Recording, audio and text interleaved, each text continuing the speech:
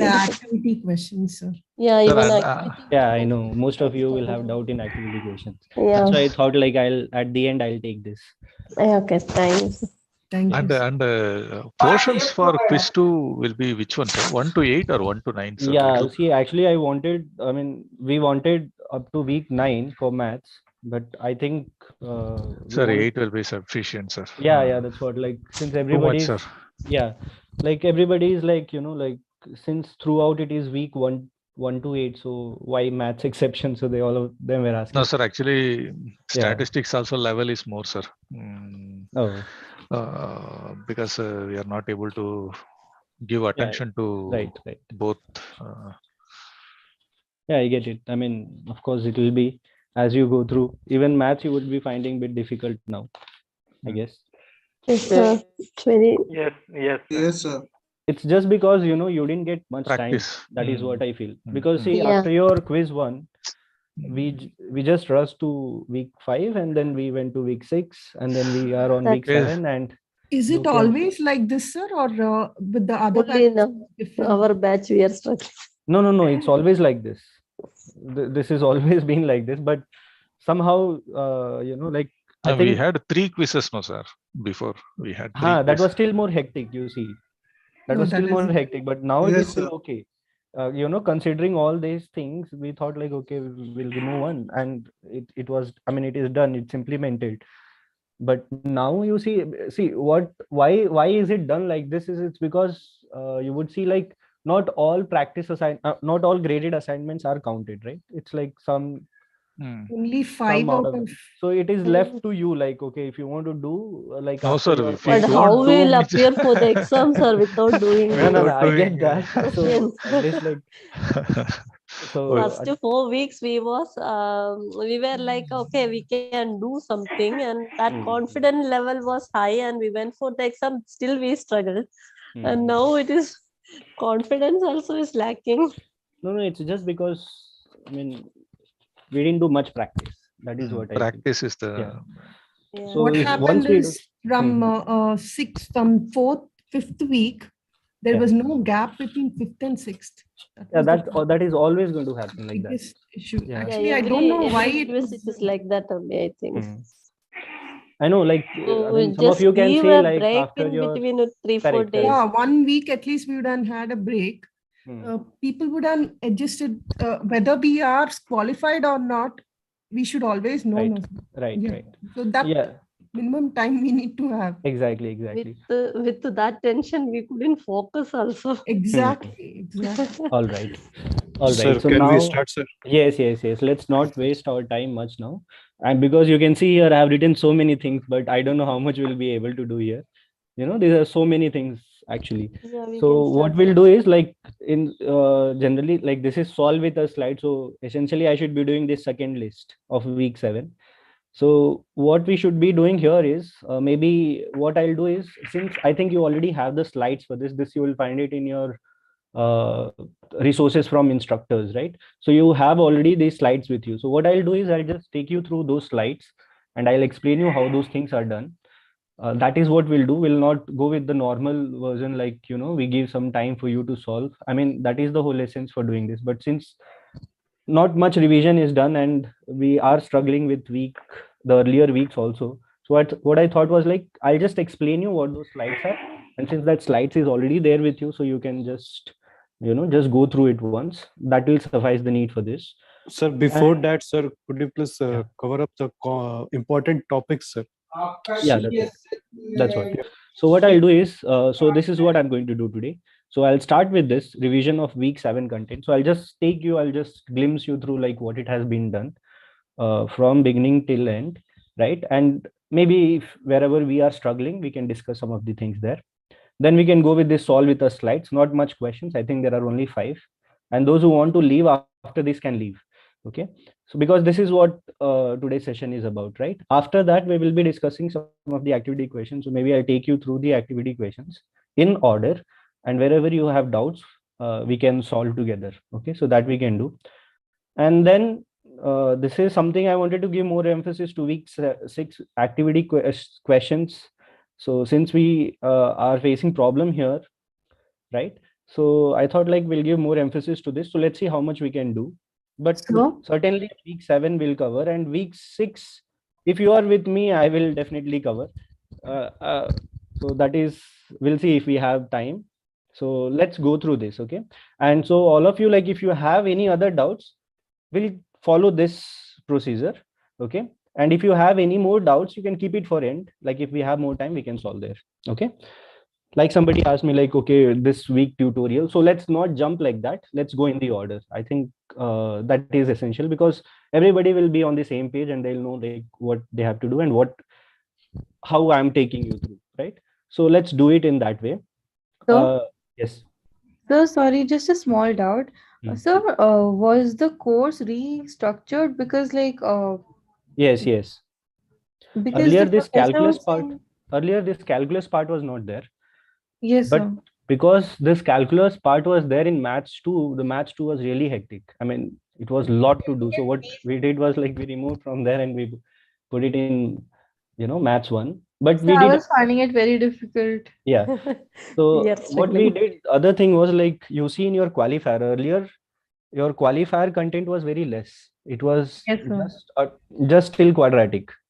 You didn't Yes, had sir. It was. polynomials, and if you see the quadratic also, those contents are merged. Like earlier, the very first when we started it.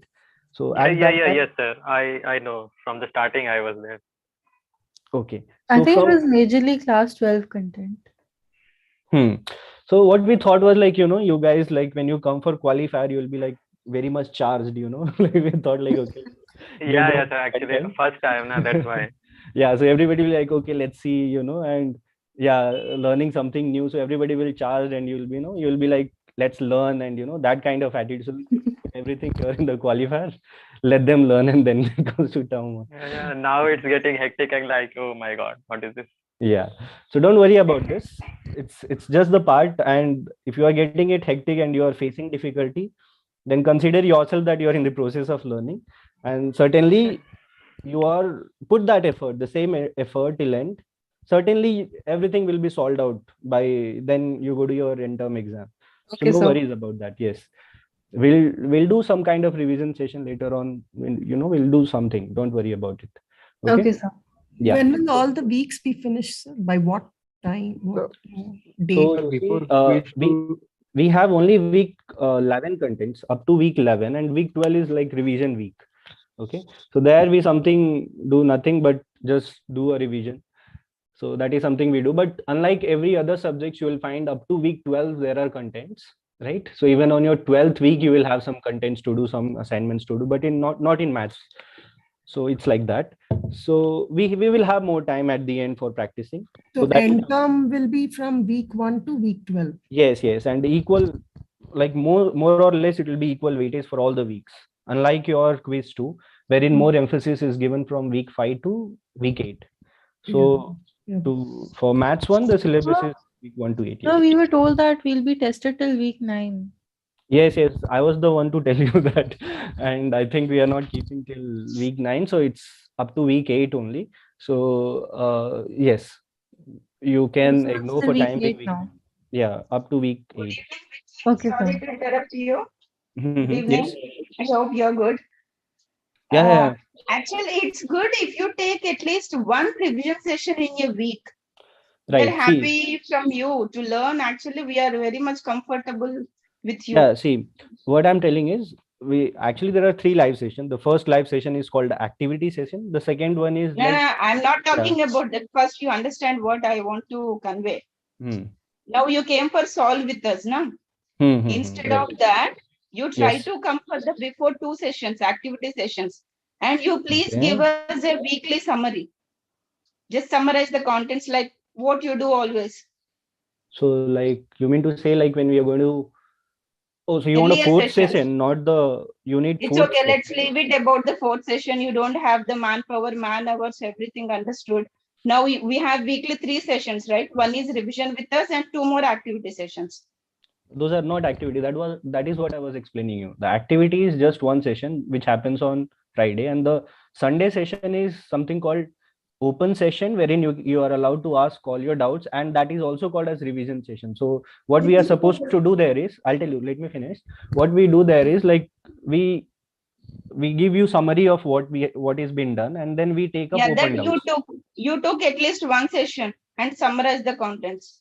You are Yeah. Srikanth. Yeah.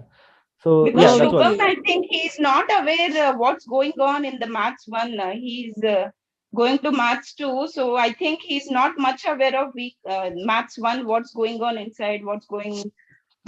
So I think it's better if you or Srikanth takes one session for revision for week to summarize the contents of the week. Okay, sure.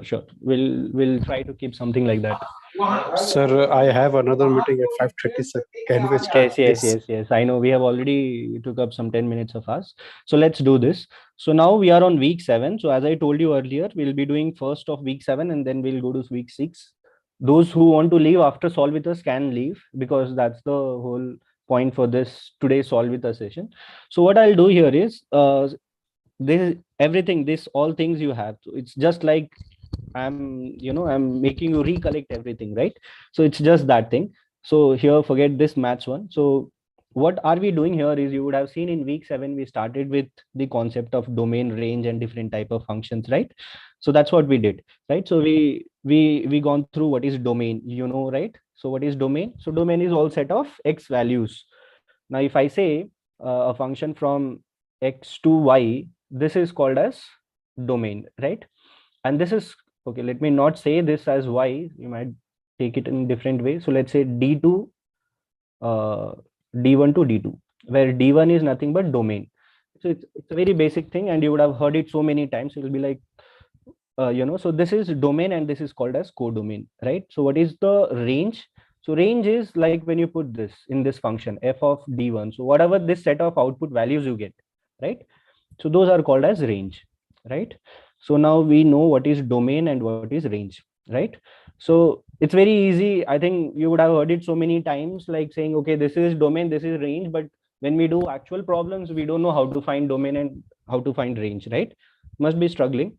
So that's okay, no problem. As we are doing, we'll discuss how to remove certain part of the domain where the functions should be valid or it should be defined, right? So how do we remove that? I think this is also done somewhere or the other. So let's not get much deeper into this, but as we do questions, that will always, I'll recollect you, like, okay, this is the domain and this is the range. Okay. So yes, that is what about the domain and range we have done. Then for a function, a single, so here it comes the definition of a function. So how is this function different from a relation? So this is the very first lecture you would have seen it, right? So you should see that it should pass the vertical line test. So in other words, I'm talking more graphically here, but mathematically, what do we mean is, so when you give a set of input values, there should not be two output values. This is what it means. Okay. So for a function to be defined, that means for a single, let's say, just understand this. So let's say this is a curve. Now for x equals to 2, you see I'm getting two output values. That is, this is also f of 2, and you see this is also f of 2. So if I have to draw the arrow diagram for 2, I'm getting two output values, right? Which are different, isn't it? So this is not allowed in a function, right? So functions cannot take these kind of nature. So this is also done. So what do you mean by linear function? So this is something we know, right? Straight line concept. So here, how do we use to write? In the second week, you would have seen y is equals to mx plus c. It's similar to that, right? So this is also a linear function, but what we have to make sure is, here a and b belongs to R, and one more thing we have to note it down here is that a is not equals to 0. Also, I have to make this, a is not equals to 0. Why? Because when a becomes 0, what happens? This will become b. F of x is equals to b, where b is a constant. Right? So this is something I have to pay attention here, right? So I'll mute all. So I'll be doing this always. Whoever, by mistake unmute themselves. So then what about quadratic function? So you know that f of x is equals to ax square plus bx plus c, wherein a should not be equals to 0. Why? Because when a is equals to 0, you see this term becomes 0. When this terms become 0, then what is the highest term this function has? Highest degree this function has 1. So that turns out to be a linear function, right? So in order to avoid that, this has to be there, right? So this is also done. So we know what is quadratic function. Then what about polynomial function? So polynomial function of degree n. So of degree n, what do we mean by of degree n? So when you have a polynomial function given like this, so what is the, whatever is the highest degree of that polynomial function, that becomes the degree of the polynomial, right? So that is something you see. So you have so many examples, right? So we have seen like x to the power of 5 plus x plus 1. So what is the highest degree of this polynomial? 5. So what is the highest degree of this expression? So it's 5. So the degree of this polynomial is 5. Again, we have to make sure that we are not violating the polynomial definitions, right?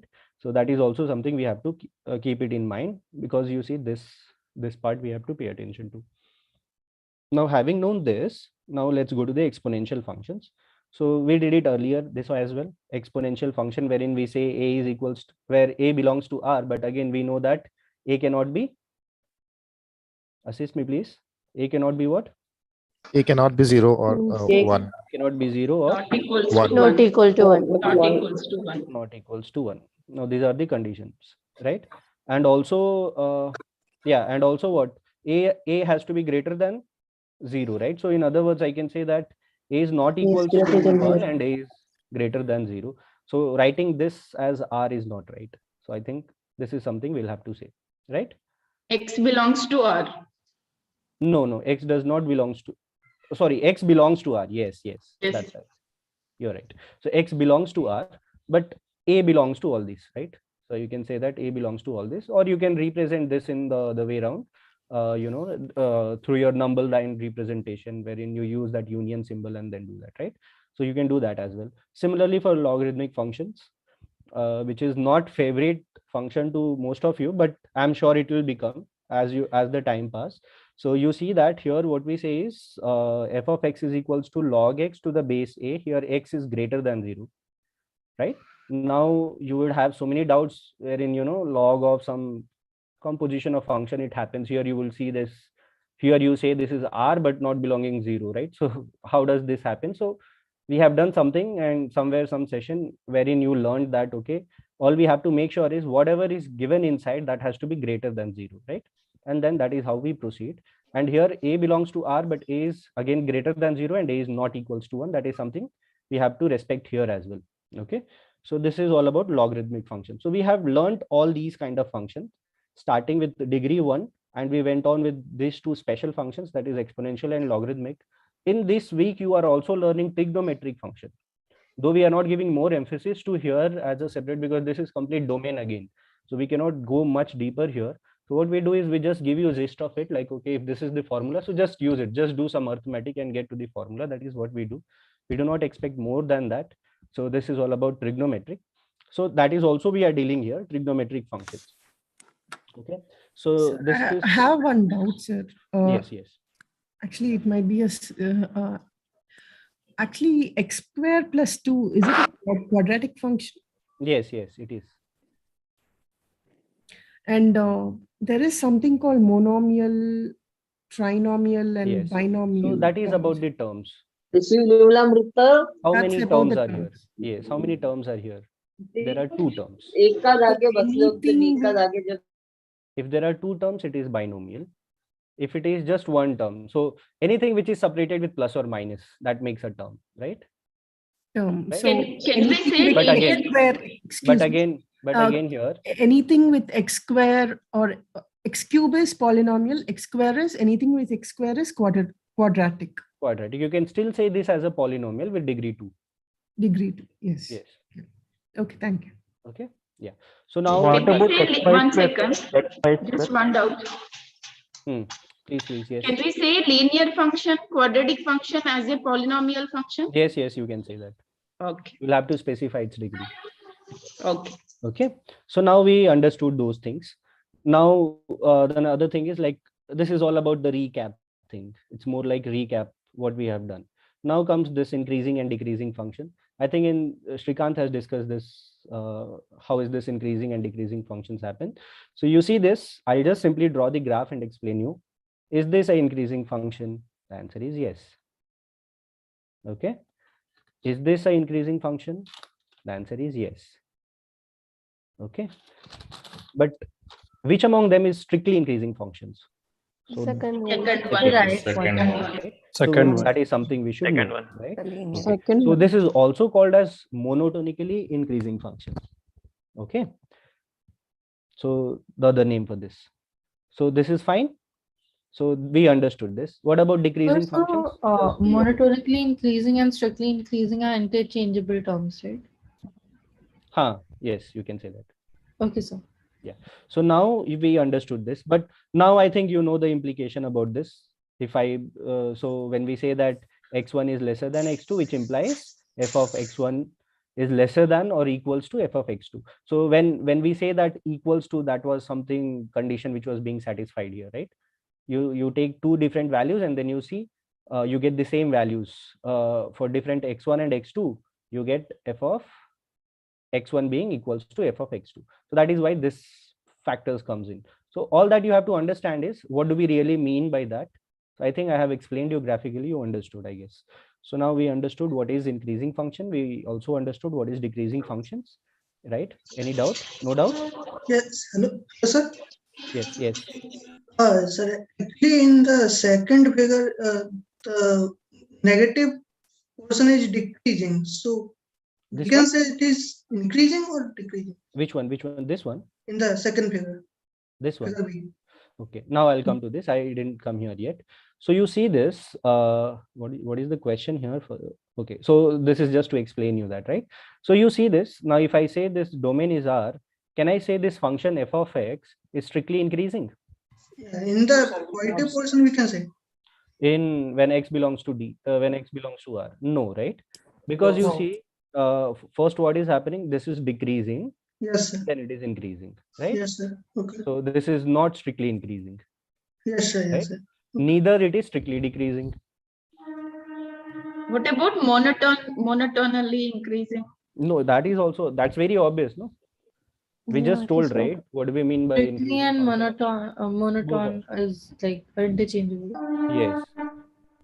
Right? That You concept understood? is not clear for me. Monotonically It is increasing. same, no? Okay. Monotonically Strictly function. increasing. Another and word of saying strictly is, I am saying this is increasing, strictly increasing. The another name for that is monotonically increasing. yeah, that's Okay, that is fine.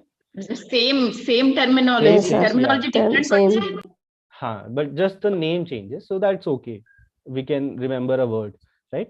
Sir, That is I fine. see in graph, we cannot say it is decreasing or increasing. This one, you can easily say, no? It is first decreasing and then it is increasing. Yes, right? yes, sir. Yes, sir. That we can say. Okay. Here, Sir, can only you this part. explain the first? Yeah, that. I'll come to this. Now consider this as f of x and this as g of x. Is g of x strictly increasing? Or it is just increasing? Strictly It is increasing. increasing. And it is also increasing. Both is happening because it fulfills both the condition, right? Yes. So you see, this is strictly increasing as well. You can say it is simply increasing as well. Yeah. So this is happening here. F of x, is this strictly increasing? Decreasing. Decreasing. Right? At some point, both of these graphs will become horizontal, right? Horizontal. Yeah, it appears as if it's being horizontal, but it will be increasing only. It will be increasing by some significant So, sir, value. GX is not Slowly increasing. monotonic. Yes. Slowly So the increasing. growth is monotonic less, or- but it is increasing. Hmm. G of x. Yes. Somebody asked me something else. Yes. Excuse G of x is monotonic or not? G of x. This was my G of x. Yes, you can say this as monotonically. And sir, the decreasing. above one, the f of x, that is just Yes, going even from this negative to, because it's increasing. Yes. Monotonically increasing. Then in figure B, what will we call that one if it's not? This is not increasing. And not This is decreasing. not decreasing. Yes. So we can't just define it as an increasing or decreasing function. You can say this is increasing, decreasing function. You can say that. But then, sir, whenever, as you mentioned in the last, in maths qualify one session, that whenever a range is given, then it can be defined as strictly increasing or decreasing. That is why I didn't want it to go there. But if I Yeah. say when x belongs to, let's say, from 0 to infinity, is this function strictly increasing? Yes. Yes, sir. Yes. Because what I'm doing is I'm chopping out all these and I just have this, right? Right? So I'm okay with this. Yes, sir. Yes. I don't have this part in my figure. So that is something we can, that we can do a lot with restricting domains, right? You will get a lot of things like that as you're going in week 9 and week 8. So no worries about that. So one more thing, so we can say that a function, if a is greater than 1, then for some value of y, if it is asymptote, then it's still increasing, but slowly. Yes. Okay. Yes. So 1 by x will be equal to 1 by x, we have to restrict the domain and then we should talk something. Okay. Excuse me, sir. If f of x is equal to x, then just a minute. I'll mute everyone and then you unmute and speak. Okay. Yes. Go ahead. Sir, if f of x is equal to x, then is it linear function? F of x is equals to x. X. Just see the degree of this, right? What is the degree of this x? 1. If it is 2, then it is Quadratic. Or you can say polynomial with degree 2. If it is 3, then you can say a cubic polynomial, or you can say a polynomial with degree 3. Okay, you can do all that. What about if x is equals to 0? Constant polynomial. Right? Or you can say a polynomial with degree 0. Yeah. Yes. You can say that as well. Okay, so I hope that's okay, right? So now I think we are done with those things. A quick recap of what we have done till now. And this is some operations what we do. So now you see that now we are coming more into, functions, and then we'll do composition of functions, and then we'll see what else we can do. Okay. So now you see here two functions. F of x is from R to R and g of x is from R to R. These are the two functions given. So now when you add both the function, what do we mean by that? And how do we express that thing? So one way is something we know, that f of x plus g of x is represented like this. This is also the other way of representing it. Okay. So keep that in your mind.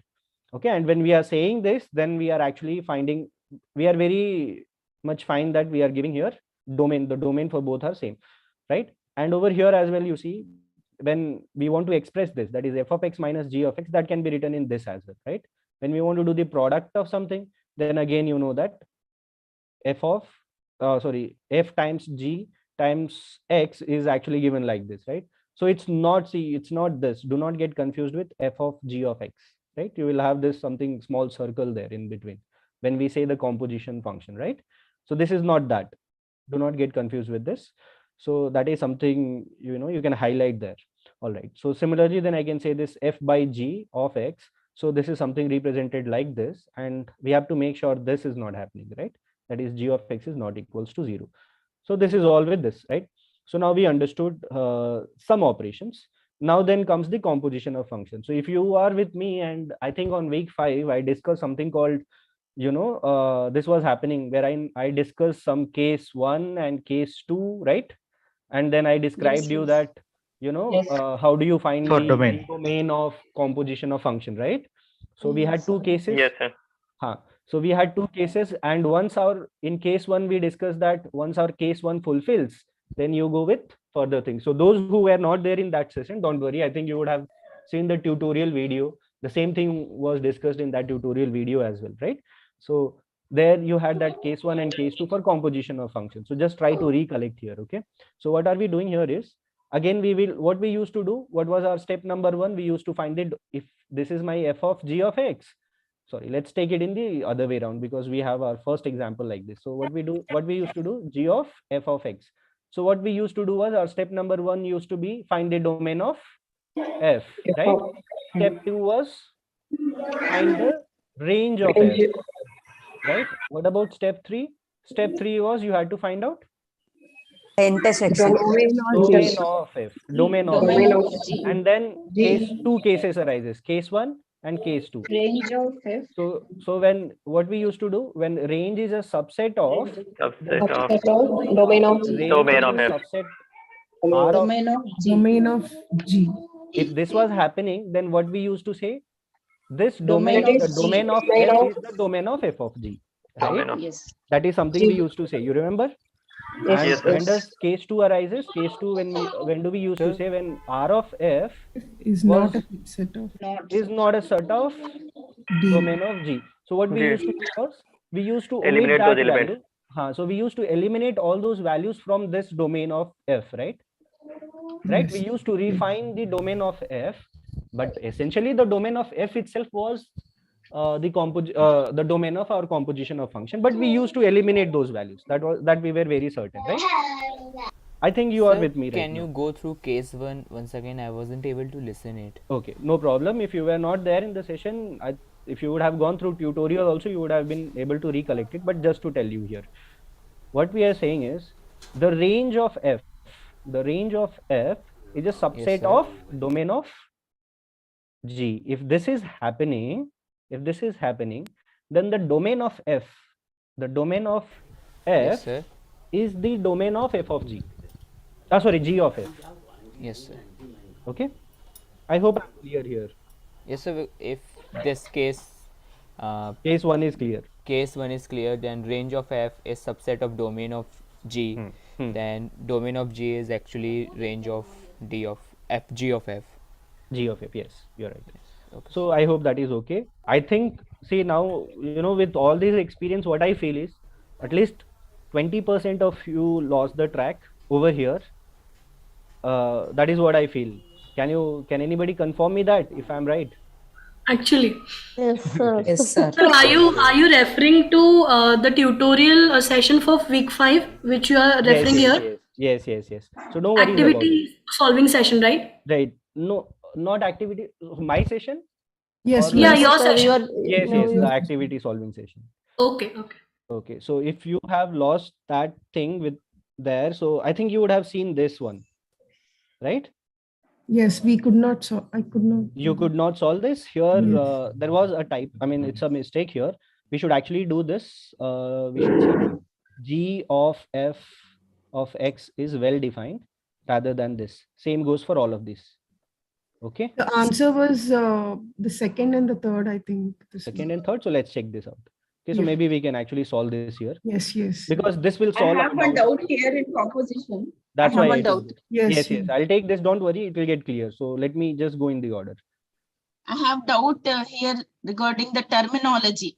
Composition of f and G, G and f. F and G is f of G of x, right? Okay. Yes. So, yes, you're right. G and f is G of f of x. But in the video lecture, it's mentioned composition of f and G as G of f of x. So that is just simply they went it in a trivial way, I would say. Okay, so f of G means it's not necessarily this. This is the right expression to say. Okay, I hope that's okay. Are you here? Composition of f and G is G of f of x? Composition of f and G is both f of G both. of x and G of f of x, both. Okay. Both ways are possible, right? Yes. Yeah, I have a doubt that f and G and f, these two are different terminology or what? That's what my doubt. No. Means in I short, mean, the of course, inverse both should are exist. different things. That is different thing. Yeah. When you say that, like when you equate to x, so those are different things. What she want is like, what do we mean by when we say composition of f and G, right? So it F means both the and things. G and G and F, these two There is are nothing like and. When we give and, it means both. But okay, here fine. this is mistake. Okay. They with this, just this part. Consider this as G of f. Okay. Now let's try doing this. And those who lost their track with me, you will be, at least some of you might come on the same page. So now you see that, as I was telling you, we had some steps, right? Before starting, I have a doubt. Well defined in the sense it has to be. I'll come to this. I will discuss this well defined thing here. So, And so f of G of x and G of f of x are different, right? f of, yes, both are different. F I'll of- tell you how is that. Again, like if you would have gone through those videos, like the tutorial videos, that would definitely help you to understand this. At least see those who are struggling with this composition of function, at least watch those tutorial videos from week 5 onwards. If not lecture, just watch those tutorial videos. Similarly goes with your, at least that thing if you'll watch, I think that is good. you can watch that, and there is something, one additional lecture also where inverse function is discussed. Okay, so now let's come to this part. Here we are telling g of f of x, right? So now let's see this, how is this happening? So now, so just to give you a quick idea, f of x, let's say if it is x square, and g of x, let's say if it is let me say something like log, no, not, let's not, okay, log x. So when I say f of g of x, what do I mean is, we mean this g of x. So what does this means? So what is f? Whatever here x is there, you will substitute this entire value. See, it says no, inside f, whatever is there, f of x is this way, right? We write like this. Now when we write f of this part, that means this entire part will be substituted instead of x, right? So now when I see that, so how do we write this? So this is f of log x, and this can be written as, what is my f of x? Initially there was something x square, so this log x will go inside there, Log x whole square. okay. And when we say this g of f of x, so what do we mean? So we mean the same way, we go it like this. So g of f of x, we also mean what? G of, what is my f of x now? X square. X square. Okay, so now what I'm doing is Log x square. log x square. Log of whatever here x was. Here X instead of square. x, I will be giving x square. X square. Right? So now you see these two are different things, right? Yeah. Can I say this f of g of x is equals to g of No. f of y? One is 2 log x No, and right? one is These log are x two whole different square. things, right? These are two different things. Yeah. So this is just to give you an idea. Now we got one example. Now I don't think so when I'm discussing this, then you will say, give me one example. I already discussed one example. So let's come here. Now we know from step 1, when we are doing g of f. So what are we doing? What is my step number 1? We are finding what? Domain of F. F of In step 2, Range what are of we F. doing? Range of f. And in step Domain 3, of G. Domain of G. domain of G. Had it been f of g of x, what we would do? Just opposite, right? What we'll do? For domain this of case, G, for this case, what First will be domain my of step G. 1? domain of First G, domain Domain of of G, G. domain Range of of Range of G. G G. and domain of Domain F. of Domain F. of F. domain of f. I think you are fine now. So now I can just not go with that part, but I'll just discuss one. Okay, you can do the other if you want to, right? So now come to this part. So when I am saying that g of sir x, step 3 में भी आपने domain of जी लिया है, first में भी तो आपने लिया ना domain of G, right? F क्या स्टेप 1 में या स्टेप 3 में क्या डिफरेंस है? स्टेप 1 में मैं डोमेन ऑफ एफ लिया। हाँ, this is g, this is g. अच्छा, वो नीचे वाला जी है। हाँ, g है. Okay, so now you see this, when I'm doing this part, so what will be my step? I will first find the domain, right? And then in case 1, what should be the case 1? I will have to make sure that R of f, is it R of f? Yes, R of f should be subset of D of D of F. if D of G, no? Yes, yes. Yes, sir. If this is the case, if this fulfills, if this condition fulfills, then domain of f is domain of f of g, sorry, g of f. Right? Is this okay? Yes, sir. Yes, Sir, sir. is there any other method other This is the than only method. If you go, I mean, what we do here is, like, most of us, what we will promise you to do is some other method, in the sense we will do it skipping some of the steps. But this is the actual thing we do, right? If some other method, if I tell you, I will skip some of the step and I'll tell, okay, this is the thing. Yes, another method is doing it graphically, and I think you will do it. But how you will do it is something we should understand that. So you have to strictly stick on to the definition of the functions, and then you do the graph, and then you get the domain. That is something I think I have done some of the questions like that.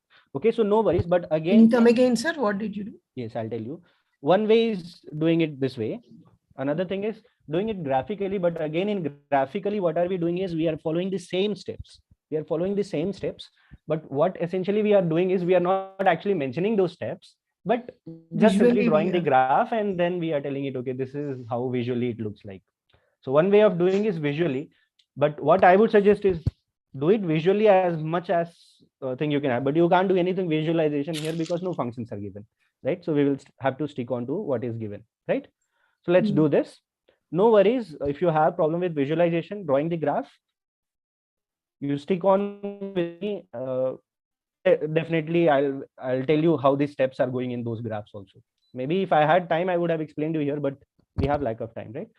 Sir, So can I ask now you let's go with one more this. doubt? So Actually, we are doing range of F to is a subset of domain of G. yes, So actually, to attain this, to see if this is well defined, we are doing this. yes, you got it now. If this is happening, this is what we are saying, this is well defined. And then you can say that, but let's see that. If it is not, then what? Here, well defined is that this is what, just case one. If case one fulfills, then you say this is well defined. But when it is not well defined, you enter case two. Okay. Then what you do, then you add, delete, something you do here in the F, so that, you do some kind of manipulation in the domain of F and you get the, you get your domain of your composition function. So now let's come to this. Still, I know some of you are still struggling. Some of you are with me. No problem. Be with me still now. I'll help you out. So now what is happening here is, now you see this. What are we saying here is, now Can we we will do this. this We'll check graphically also, sir? We don't have function to do it graphically. Any example? Okay, let's see this if we can do something. So now you see this. This is something happening. Now for this function F, what is my domain? I'm taking option 1. Okay. So let's say option 1. What is the domain of my F? Step 1. What is domain of F? R. Domain of F is R. R. Right. Step 2. What is Range of range of F? Range is R. That is also R. That is what? 0 to R. R. How are you saying that is R?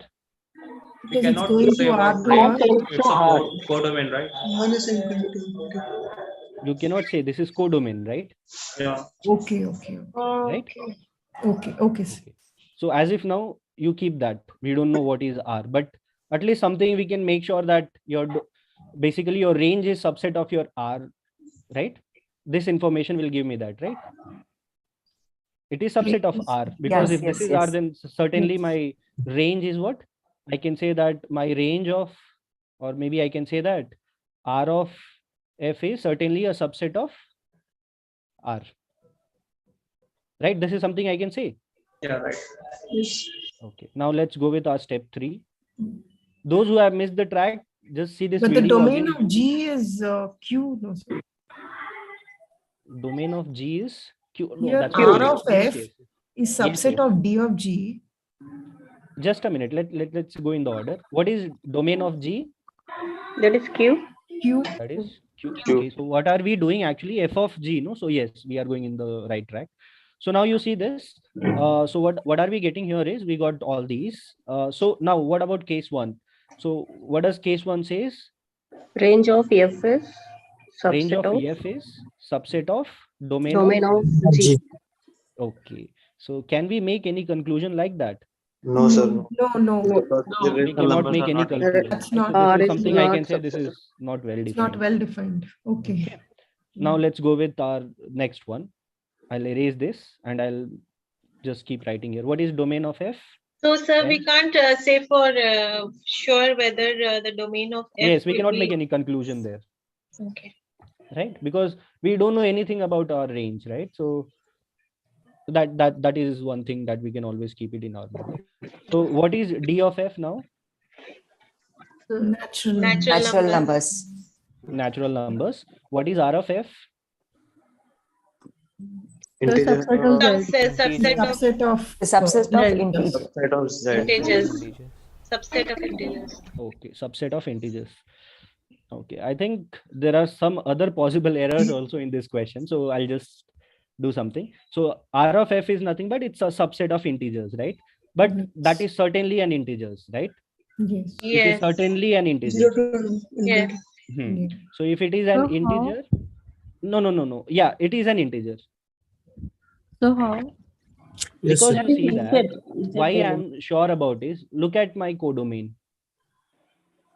Codomain is integers. Yes, sir. So my range is certainly a subset of the codomain only, no? So it has to be integer. So it has to be integer. So this is some integer. Let me write down integer value, some integer Maybe value. positive or negative. Anything. Yeah, anything. So it is some integer value, but it is subset. You can represent the way you want. What about here, the domain of G? It's Maybe Q. Q is nothing but a rational Rational numbers. Rational Okay. number. Now, can I say that integer is a subset of a rational number? Yes. Yes. So I Yes, think this yes. is right. So This it's is well something well defined. defined, right? So this is something well defined. Yes. Clear? Now let's go with the Yeah. other one. Let's go with the third one. So third one says what? What is my domain? Again, my R. Here it says it has to belong somewhere here, right? So between 0 and 1, some values, right? And what about the domain for this? What about domain for this? 0 to 1. 1 inclusive. Okay, so 1 is included. One is So inclusive. so you see this 0 to 1, and certainly it can be, it is between this only, right? Yes. So it is. It is between this only. So I can still say this third is right. Yes, sir. Right? This cannot go beyond anything like this, right? Yes. Whatever, it will be within that. So that is okay. So now let's go with our fourth option. So what does fourth option says? It is between, so here Z. Integer. So this is Z, and this is between 0 and 1. And what about this? 0 and 1. So there might be some values between this. It's not this. It's not exact value here, okay? It is some subset values. But now can I say that this can ever happen like this? No. No, right? There might be some one coming in which is out, which is not coming. This falls under case 2 category, which is something not defined, right? So this is wrong. This is wrong. So only these two are well defined. So I hope this is okay. कैसे wrong was, sir? Can you please repeat this one? कैसे? Sorry, what? Third वाला RF of F is a subset of D of G. So see, like 0 do you 1 see 1 this? RF of F in 0 1 1 is included, right? 0 1 it is included, but here it is not included. इनको So it छोड़ can दो, never मतलब- happen like this. It can never happen like this. अच्छा अच्छा, मतलब 0 ये जो D of G है इसमें included नहीं है, excluded है, right? इसीलिए हम कभी भी equal नहीं हो पाएगा. Okay. Okay. So I hope this is okay. So to some of you, like you if you still have doubt, so this is something we understood with our step-by-step definition, है ना? So now this Can is we okay. discuss case 2 as well? Yeah. Case 2 I won't discuss now. I would recommend you to go watch that video, week 5 tutorial video, because that is very well explained there. Or you can see my live session on activity session on week 5. There also I have discussed this. So you can actually see this, because if I start doing this, I have to give you an example, make you understand that. That will take another 15 minutes. Like in fourth option, like we if we exclude 0 and 1, then whatever there is a we chance, have. yes, that can be right. No. In case 2, I'm talking about case, like if we exclude those points 0 and 1. So how you that have would to be that would be our range for yes, computation. once you exclude those points from the domain of your F, those will become the domain of your G of F. Composite. Great. Okay. So this is all. Yes.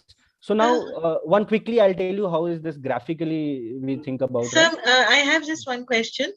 Here we were talking about composition of F and G, and you said it could be G of F or it could be F of G, right? So if we were to take this question the other way around, F of G, would our answers change? The answer would have changed. Okay. You would have seen in your activity, I think these two options would be correct. I don't know if you can check there. Yeah. If those two are correct, then this has to be there. I cannot write F and G. I cannot say this is because this is wrong.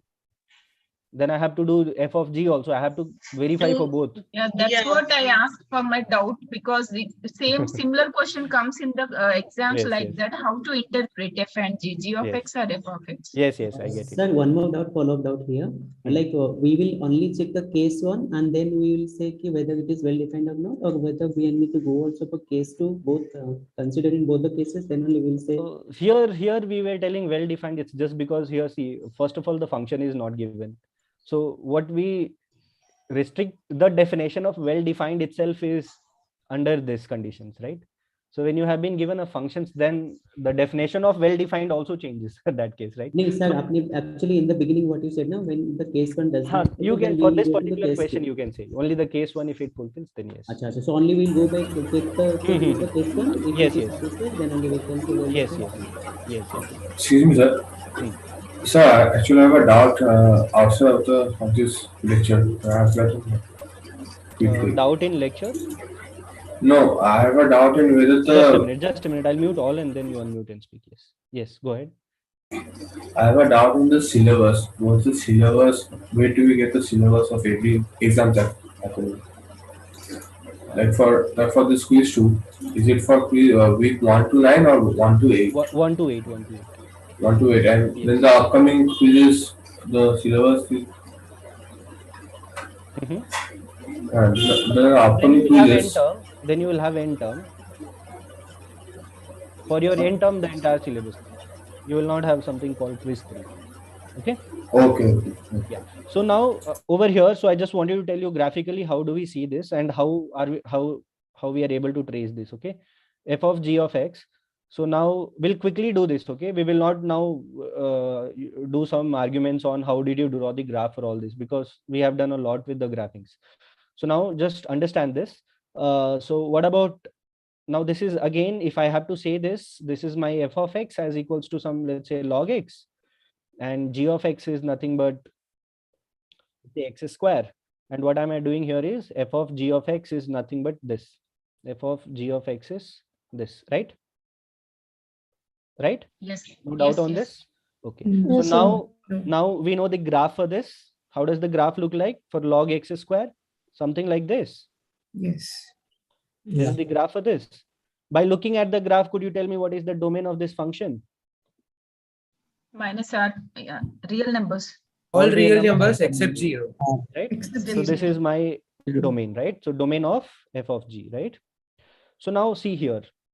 I think here we will enter case 2. What is domain? Now what are we doing? We are finding f of g of x, right? So what should I do? I should find domain of g. What is domain of g? R. All real numbers. Right? What about Yes, R? sir. Yeah. What about our range of g? 0 to infinity. 0 to infinity. 0 to infinity, What sir. about our step 3? What do? We find domain of f. So what is domain of f?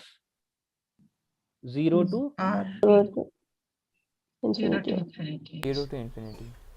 both are not included, right?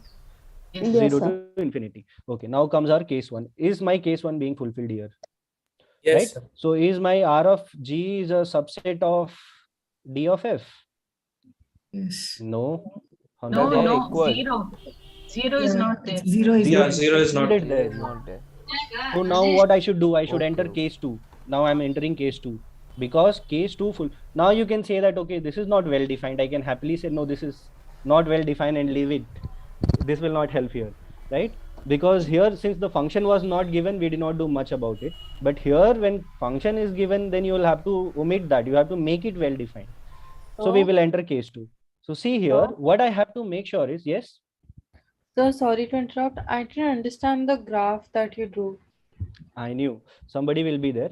So what you can see my earlier videos, no, like where I have discussed this graphings in great details. Okay, sir. Yeah, you can do that. So which video? My logarithmic video. I mean, any of us would have discussed, but you can see mine because I can at least correlate and say you. So you can see which one I took. Yeah, I took first Last week, yeah, last solve week. with us. Solve with us. In Solve solve with with us, us you week need to 6. say, yeah, solve with us on week 6. You can seek the video and see somewhere I would have gone to the OneNote and then explained this. Okay, sir. Okay. now let's come to this part. Now we saw that this is not being fulfilled, and for which value it was not being fulfilled? Since this 0 was coming in between, right? That is why this was not fulfilled, right? Yes. Right? So now I have to Yes, make sure sir. that I'm removing this g from my f of x, right? Yes. This z. So what is that I have to remove? That x square should not be equals to what? 0. 0. Then for what value this is not 0? When x is not 0, For right? 0. X is 0. X is When 0. x is not 0, then this is perfectly fine. So then this is what I come to conclusion, that from my g of x, if I remove that value of x where this is not being 0, then I can say that the domain of, so you see earlier what was my domain? Domain is R, but from this R, if I remove this 0 value, then this will become what? The domain of f of g. Yes. Clear? Yeah. Okay, so now I think you understood it with graph as well. Now next time, I have spent a lot of time on this composition of functions, and I at least hope that next time you don't have doubt on this, because I have explained it in all possible ways. Okay, so now you see this. Once I can draw the graph, I can easily say that the domain is this, right? Once if I had drawn the graph, wherein I am not really paying attention to these steps, isn't it? Isn't it? Are you with me? Yes. Yes, yes. Once I can draw the graph, I can easily say, okay, what is my domain? And when I'm not considering all these step 1, step 2, and case 1 and case 2, right? I'm not paying attention to all this. I'm just focused on drawing the graph, and then I happily told, okay, this is my domain.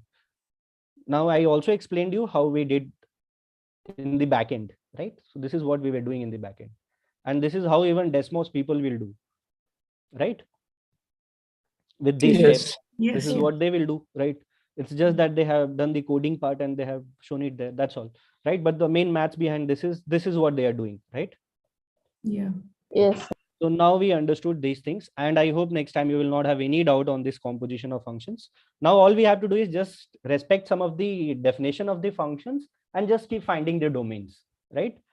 That is the only step we have to go through. It's just that we don't have practice. That is why we are not able to solve the questions, right? So don't worry about this. Keep solving it. Do not lose hope. Keep doing it. You will get it, right? So now let's come to our this part where we were here, right? So let me finish this in another 15 minutes, and then we can go with our solve with a slide, so that we can go to week 6 and then discuss more of this domain and range problem. So now let's see this. Now what are we doing here is, it's basically the same thing. Here f is from d1 to r and g is from d2 to r with the two functions, such that what we used to do, this is case 1, if you remember. I'll just remove this extra conditions. So I hope that is okay to all of you. So what are we doing here is, if you remember, this is basically your case one, what we discussed, right? Yeah. This is our case 1. So now this is what they are saying. If range of f is a subset of d2, d2 is nothing but this one. This is nothing but domain of g, right? So what are we doing? Then g of f is this, is called, okay, I think I did not convey it properly. So let me just bring you it in another finer way, the way we did it, right? So now what we used to do it in a step 1, when we are doing what is this they have written? Okay, what is this they have written? Domain of f. Domain of f. Domain of Yes. So what we should do here, we should find out domain of f, right? So what is domain of f? D1. D1. What is range of f? R. Something r, subset of r. And what is our step 2? Step Domain of 3. G. Domain of G. Domain of G is nothing but D2. So all I have to make sure is this range of f, right? This range of f is a subset of D2. That is what something is written here, right? So that if this is happening, then you say this is something like this. The composition of two function is defined as like this. Okay. I hope this is okay to all of you, right? Yes. Okay. Yes. So if you did not get it here, if you got it earlier, that is perfectly fine, right? So then you can always come back and see, okay, what is he telling, then you can correlate and think about it, right? So now that is one part. Now I think that is okay. So now here, one activity like f of x, g of x, you have to do these kind of operations. I think this is given in your solve with us, so you can actually see that how you have to solve this. So this is very simple problems which you can actually give your practice there. So now let me just discuss the concept, right? So now we have done like basic intro of what is what are the various functions, and then when discuss the composition of functions. Now let's discuss what are tangents. So just quickly, I think you already know from your school, you are learning this, what are the tangents, right? So when you are doing this, just keep it in your mind, this is local property.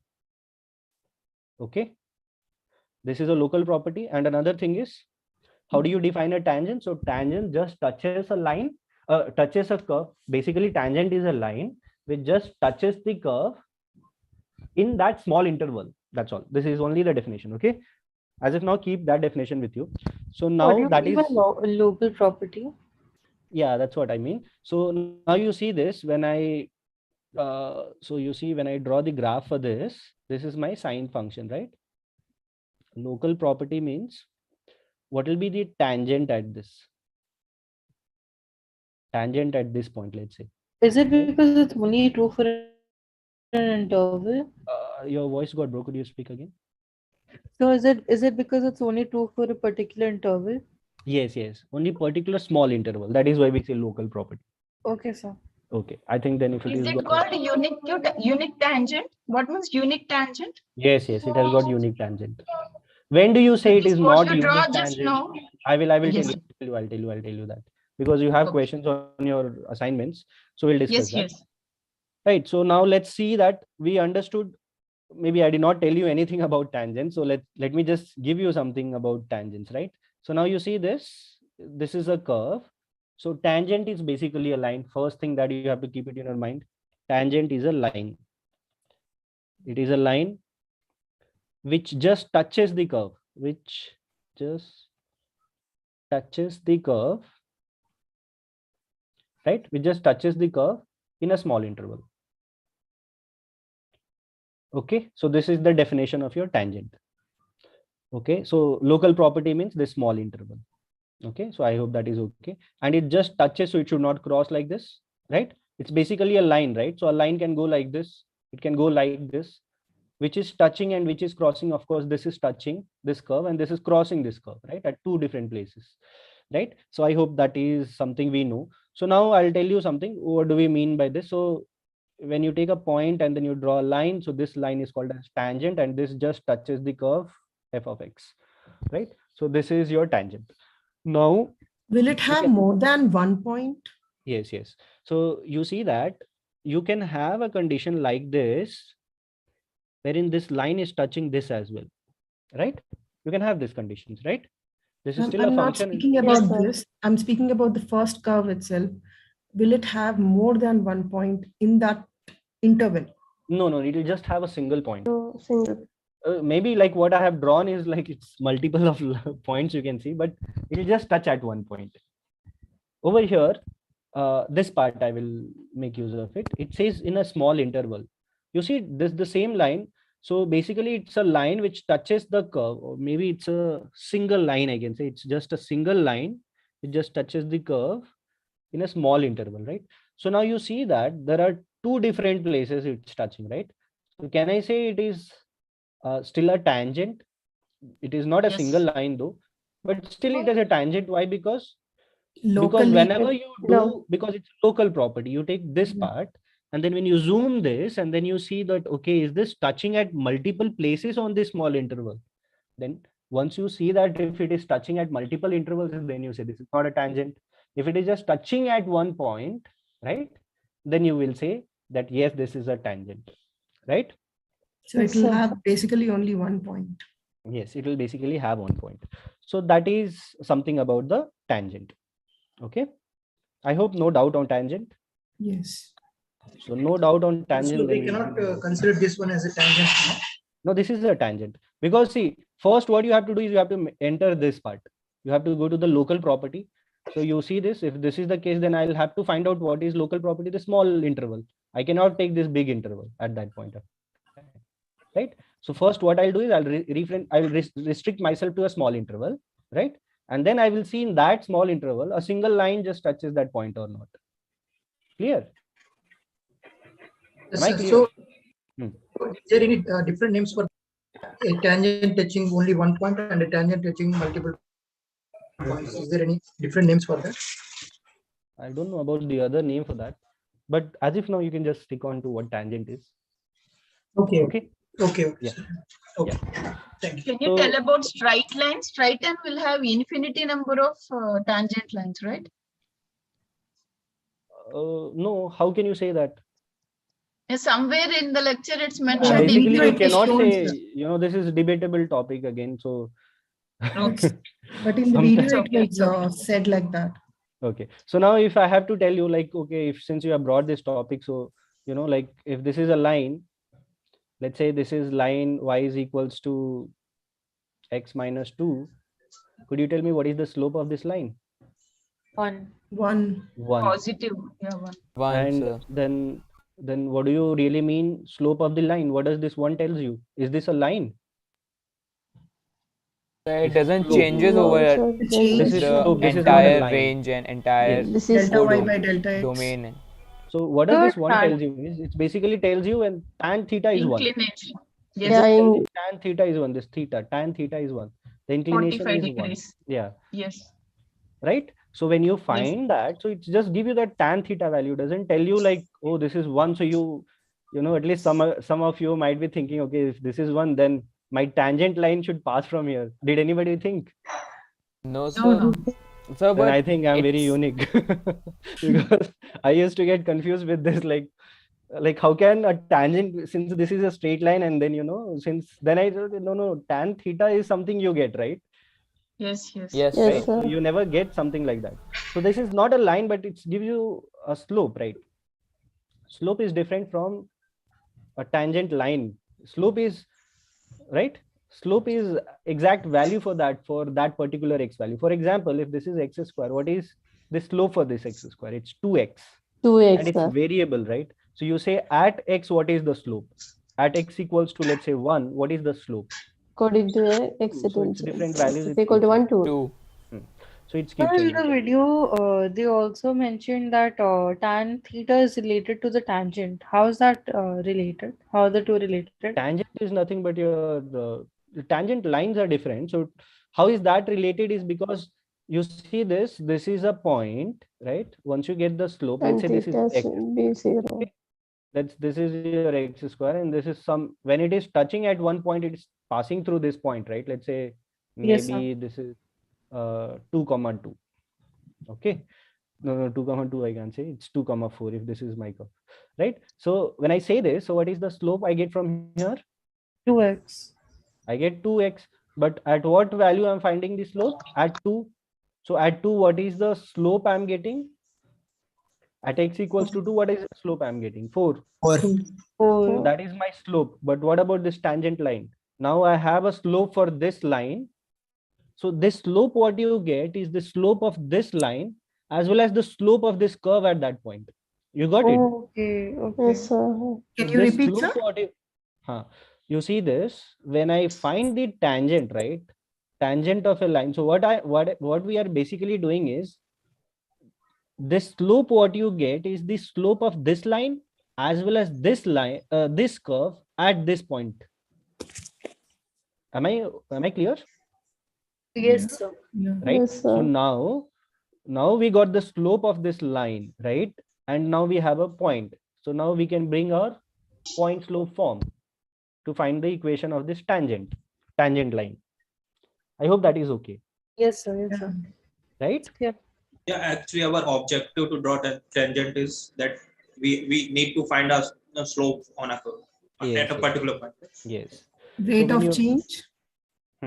So when you draw this, what you do basically is you do the approximation of this curve via this line. You say that I'm approximating this curve. Now I'm approximating this curve with this line at this point.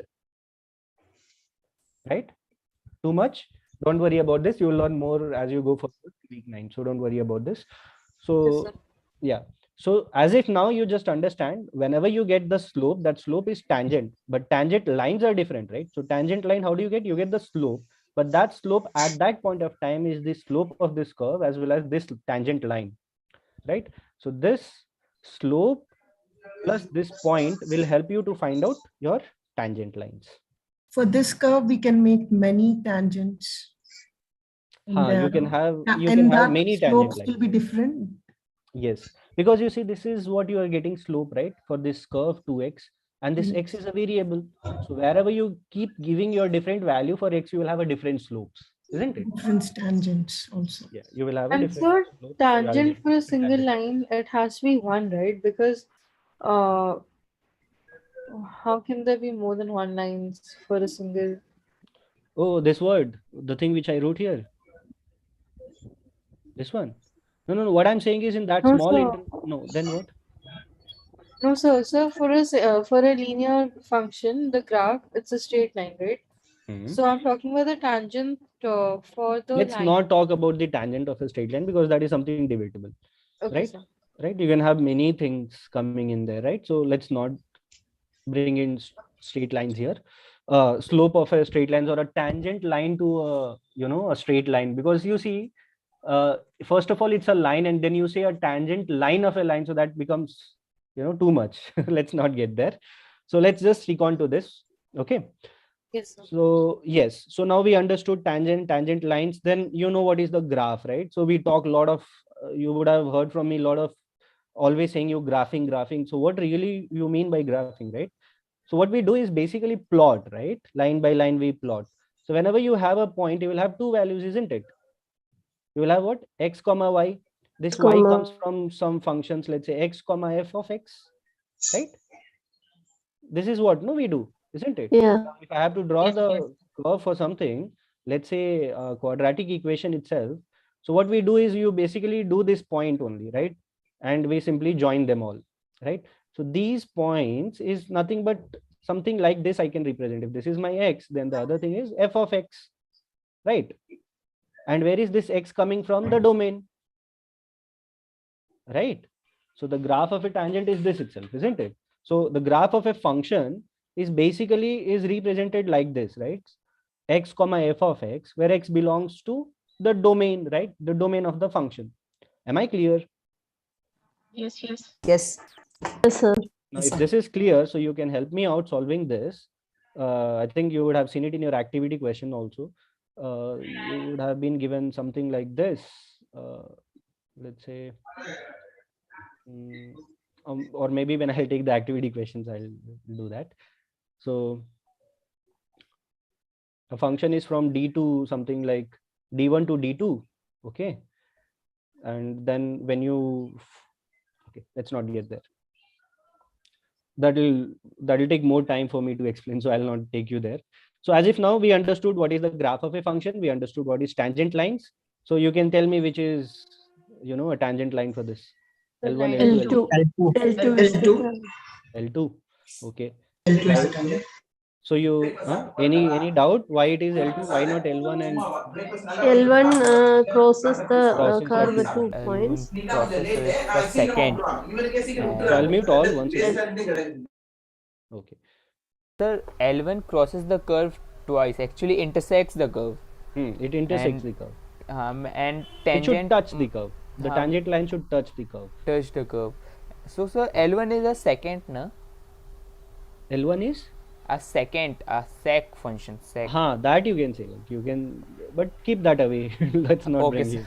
Right. So if you. Sir, can we discuss question number 8? Question number 8 of what? 8, sir. Of 8 which? Of which? 8 means which question? Activity, graded. Unique tangent. I have doubt on unique tangents. Can you explain, please? Yeah, I missed like that. The lower bound of for the cardinality of the set A. That question. Lower bound, upper bound, right? So for this curve, could you tell me what will be the lower bound? Lower bound is this. Lower bound is the lowest value. Upper bound is the highest value. And lower bound and upper bound are not infinity. That's all. Okay. Sir, excuse me. No, sir, not got it. Not clear. Okay. Sir, but in upper bound, this curve is going towards shooting towards infinity. Yes. Right. Yes, right. There is no upper bound. There is no upper bound, so this is not a bounded curve. Okay, sir. It is unbounded. Okay, Sir. so you need some more explanation in bounded, unbounded, no, right? Yes, sir. Yes, sir. Please. Yes, sir. Just Sir, a small actually, example. if you discuss question number 8, that would be more clear. So how do we activity. find the cardinality? Why not 2? Why is it 4? Can we finish this unique tangent? Yeah. She's asking. Sir, I have a small doubt regarding assignment 7, sir. Assignment 7, graded assignment. Graded. Right? In that, some questions are marked as 0 marks. Do we need to attempt them, or Yes, can we leave yes. them? Do attend them. Like. Okay, sir. That won't be like, I think that will be given 0 marks only. It is just for the practice purpose. Okay, sir. Thank you. But it's better to solve it judicially and like with full your hearts and minds. So okay, anyways, so I'll just tell you what are unique tangents and what are, you see this over here. Can you tell me, do you have unique tangent at all point? The answer is yes. Why? Because you take any point, you will have a unique tangent. Unique tangent, there is only one tangent, right? Now look at this curve. Look at this point. If you're coming from this side, the tangent would go like this. I'm finding tangent at this point, okay? And if you are coming from this side, you will find the tangent goes like this. So there are not one single, there is no unique tangent. There are two tangents here. Okay. Clear? Okay. Yes. So can we say that on the SAR point, there is no tangent exists? Yes, the tangent does not exist. Okay. So now, and maybe like, I think that's the right time wherein he was asking me for that particular question. Question number 8, right? Which week it was? Sir, week 7. In same activity question that we were discussing. I don't know which activity it is. 7.3, question number 8, sir. 7.3, right? I'll come back to this point again. 7.3, right? Okay. Lecture 2.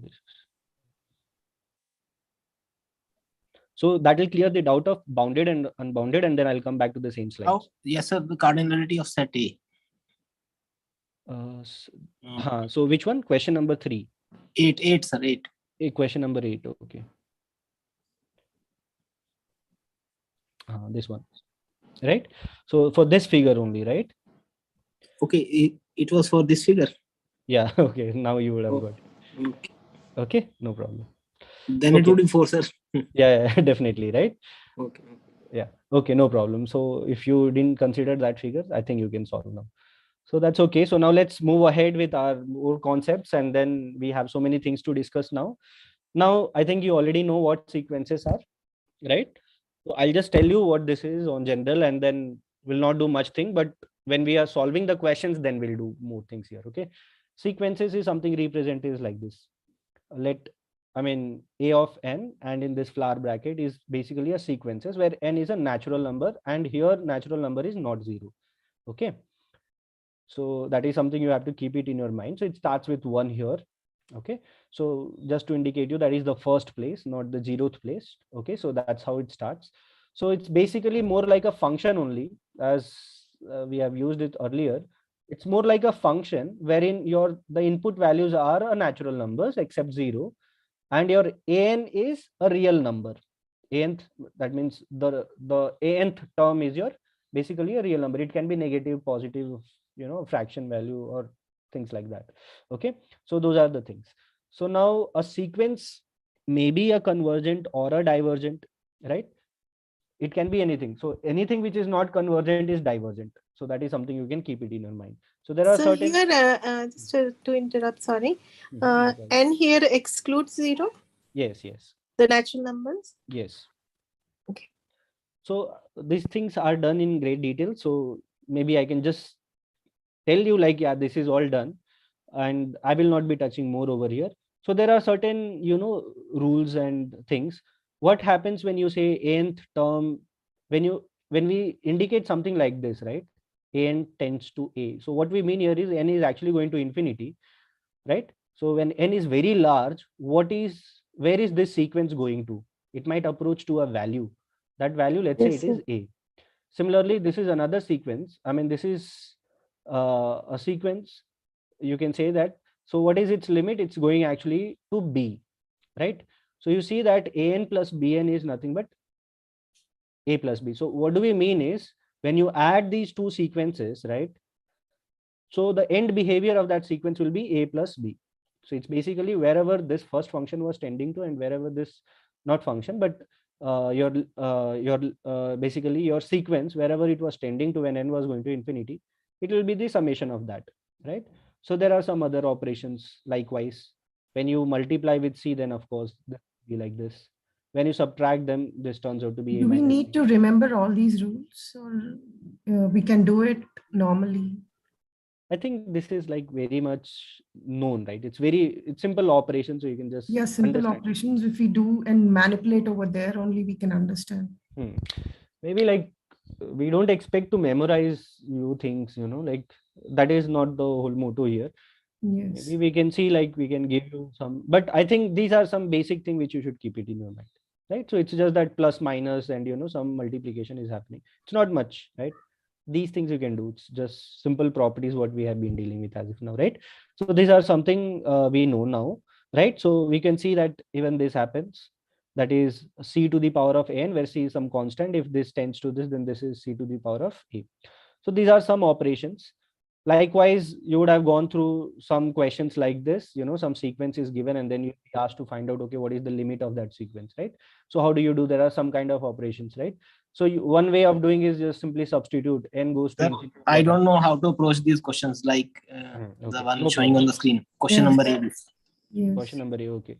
So you see what happens is, one way of finding is, now if I give you a sequence, let's say my an is represented as 1 by n. Okay, so could you tell me what is the limit of the sequence?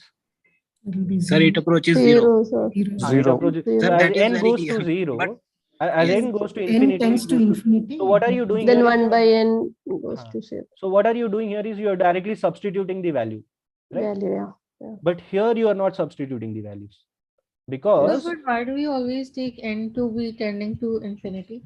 because we want to see the end behavior of that function. What happens when n goes to very big number? What happens? That is something we want to see. Is it approaching some values, or it is going far Approaching away? to 0. All that thing. We just want to know. Excuse me, sir. It's not always n tends to infinity. We do it for 0 as well, right? Or any other real number also. Yeah, So you can can we do take for that. minus infinity? Sir. But again, Sir, yes, go ahead. Sir, can we take minus infinity? You see, when the very beginning, the definition of sequence, n starts with 1 and it goes to the positive side. Yes. Right? So we Yeah. should For not the be. functions we can take as per the question. For the Yes. sequences only. Yes. These are the things. So do not mix them both, right? For sequences, you go with natural numbers except 0. But when it is function, you can do so many things. You can take negative, positive, you can restrict your domain and all that. Okay. So I hope that's okay. Are we excluding 0 only for sequences, or natural numbers does not contain 0? Just for sequences. Okay. For this particular calculus thing. Okay. So no worries. Wherever it is something like that, we always check for infinity. That's what isn't it? So when it goes to infinity, what does it happen? So that's what we see. Like when n is becoming very, very large, then what is the nature of it, right? But when you talk about functions, then it need not be, right? It can be like at that particular, see, you don't find limit of a function. You basically find limit of a function at particular point, right? So that is something we do, right? So it can be 0, it can be 1, 2, 3, whatever, right? But for sequences, you see at end what happens when n is very large, then how is that sequence behaving, right? So do not get confused with that. So what I was telling you is I'm explaining you like how is this happening. So here what we did was like when n was going to infinity, so you thought, okay, let's substitute infinity, and we know that 1 by infinity is nothing but 0. That's how we got it. But look at over here. What happens when you give infinity? So this will be infinity plus 2, right? That will again become an infinity. So you get a condition something like this, infinity by infinity, isn't it?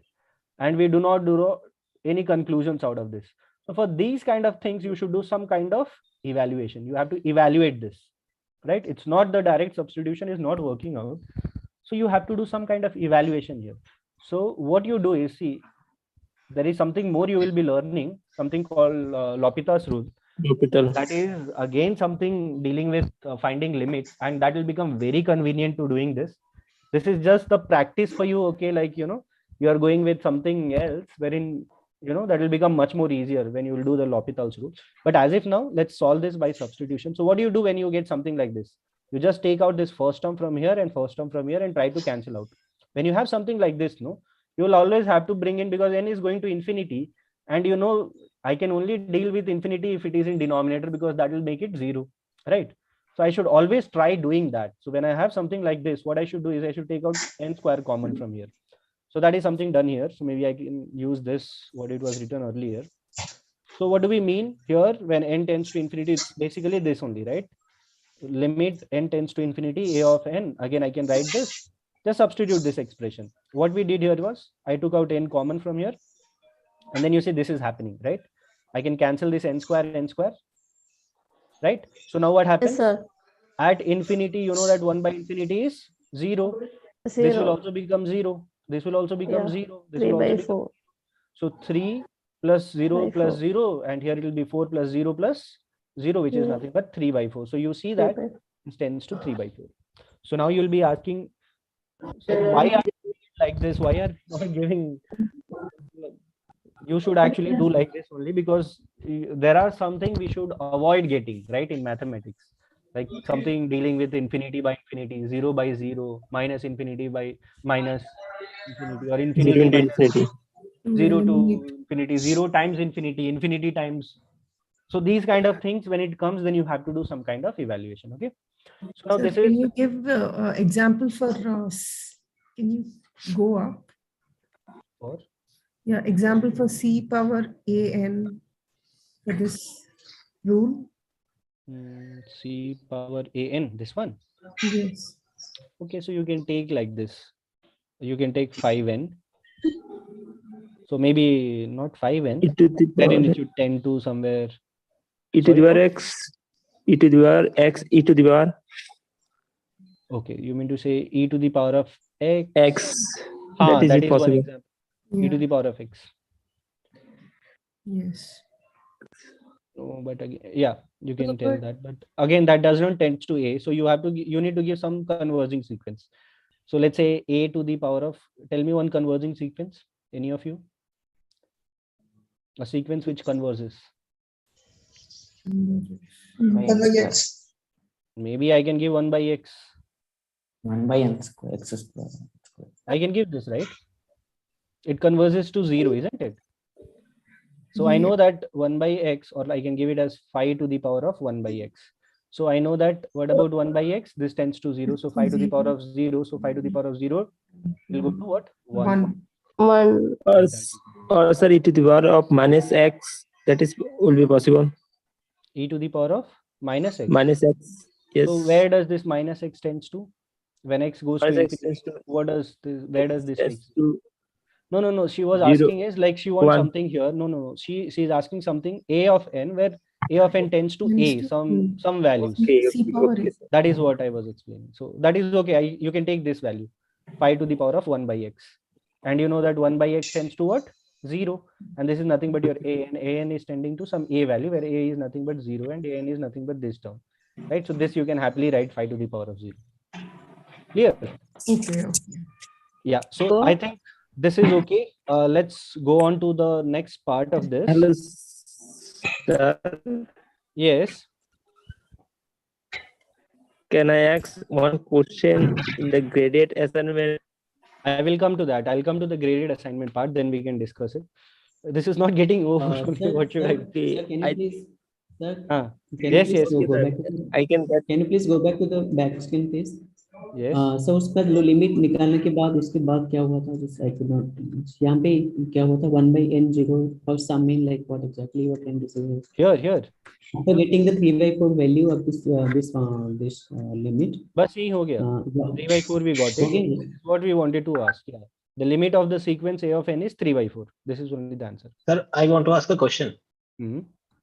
Sir, it's a basic question. The professor was saying that limits are taken to view some jumps in function, if there are any.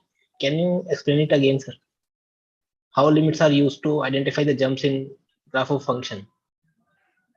Pure functions Yeah, So, so sir, that what that will be discussed in continuity, I think. The Yeah, jumps. that will be Core more function relevant is when we not are talking about. continuity. Yes. So you So see, if we see something what I is would say, like whatever professor is saying something, you just keep it with you right now. Okay. When you go to week 9, all your doubts will get clear because you will have so many things to answer what he was telling you earlier. Okay, And sir. Okay, no sir. worries about that. That will get clear. so, Yes. so if we see something is convergent at infinity, is it still considered as a convergent? If it converges, then you can say it is converging. No, But when it converges to infinity. infinity or minus infinity, in the lecture it's mentioned that it's a divergent series. Divergent, yes. Oh, okay. Thank you. Of course. Yeah. You can say that 1 by x thing, no? Okay. Okay, so now let's come to this. So that was one part wherein, some values we got it, like you'll be given some expression and then you solve those expression and then you conclude, okay, the limit for this is something. Sometimes you will be given some values of the limits. You'll be told like, okay, if this is the case, limit x tends to 0, sin x by x is 1. Similarly, this function is given and then we'll tell you this. And this is given, we'll tell you this. And then we will tell you, okay, what is the limit of another sequence? Some built up sequence. Okay. So, and wherein you will be using these properties to find the limit. So Okay? these properties would be given to us in the question? Yes. These things will give you. We don't expect you to memorize all this. So we will tell you, okay, these are the limits. Now you just have to make use of these limits. So you can consider these as hints that, that is something That you is have only to use. for week 7, sir. Yes. I have one doubt here. Limit. Limit x tends to 0, e power x minus 1 by x equals to 1. Now this one. What happens when it is x tends to infinity? X tends to infinity. Yeah. Could you tell me what happens? Same. I think same. If x goes to infinity, what happens? E to the power of infinity is nothing but infinity by infinity by infinity. Infinity by infinity. Apply L'Hopital rule. For me, it looks like it become 1 only. This is 1 by x, it will tend to. It'll be infinity minus 1 upon infinity. We will take out e power x out and we will do the calculation. You actually cannot find the limit at infinity. You cannot find limit at infinity. Indeterminate form, sir. Yes. Okay. Yeah. Okay. So now let's see, using this, I think again, this was something done for you. So you see, how do you do this? See this option 1, what is given. I'll erase this part. So you see what is being done here. So you see that we have some properties given to us, right?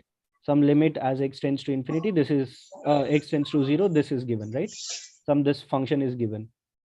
So do not get confused like, okay, how come this is, you are giving x tends to 0, right? That is sequence. That is different, right? There's some function given here, right? So do not get confused here. So how do you solve these kind of questions? Do we get proofs for this, sir? No, that is not the purpose for this course. We will not deal with the proof thing. Okay. Question number 1. We will make sure that you use these kind of things to prove something else. Okay. So maybe that you can do it in maths too, but not in maths 1, because we are not encouraging that in maths 1. So now you see that. So what you do is you just divide this, because you see only this. Divide by x. So Multiply by x. Log. Multiply and divide by x. So you do this log of 1 plus x. So when you are dividing, then you must make sure that you are multiplying as well, right? So this is what you are doing for the numerator. Similarly, you should do for sin x. So because you have to have this sin x, then you'll have to do something like this. Now you see that this you can say what? And this you have, and this x you can cancel, right? So this tends to what? 1, and this tends to 1. So together it tends to 1, right?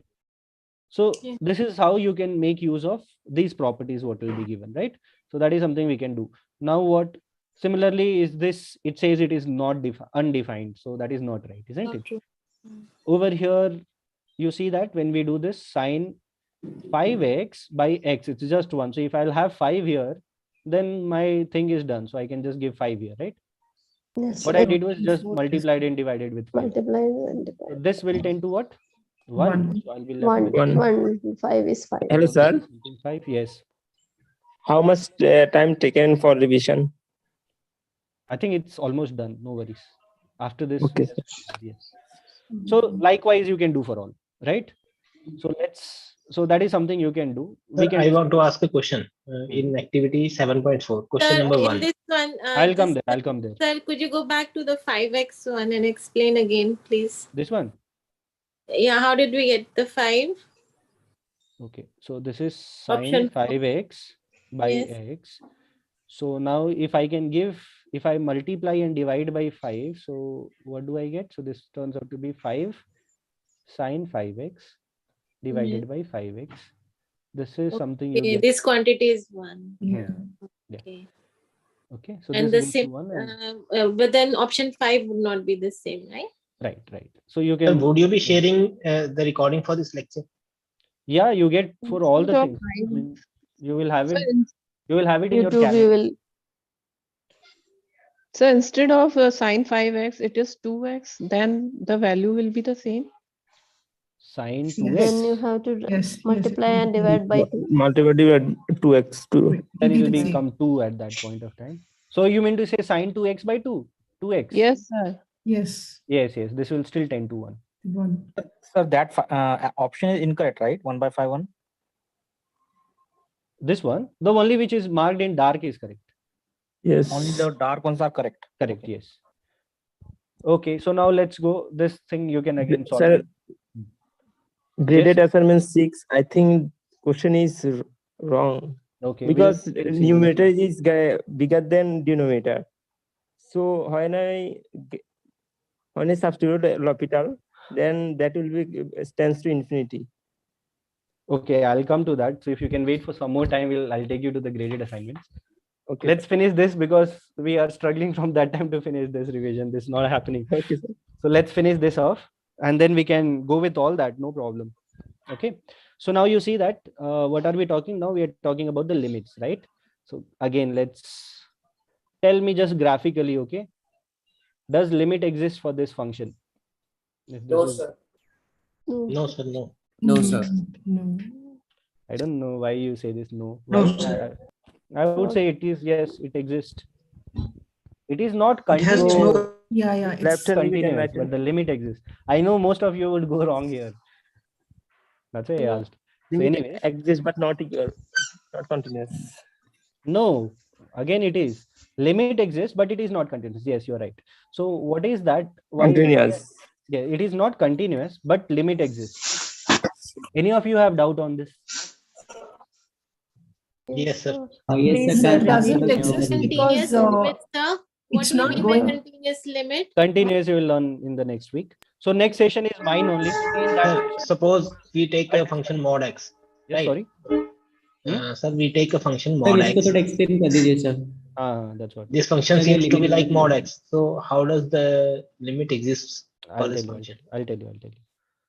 So if I have to write this, this is basically not a mod function, but you can say that it's a piecewise function. So you can say that my f of x is defined like this.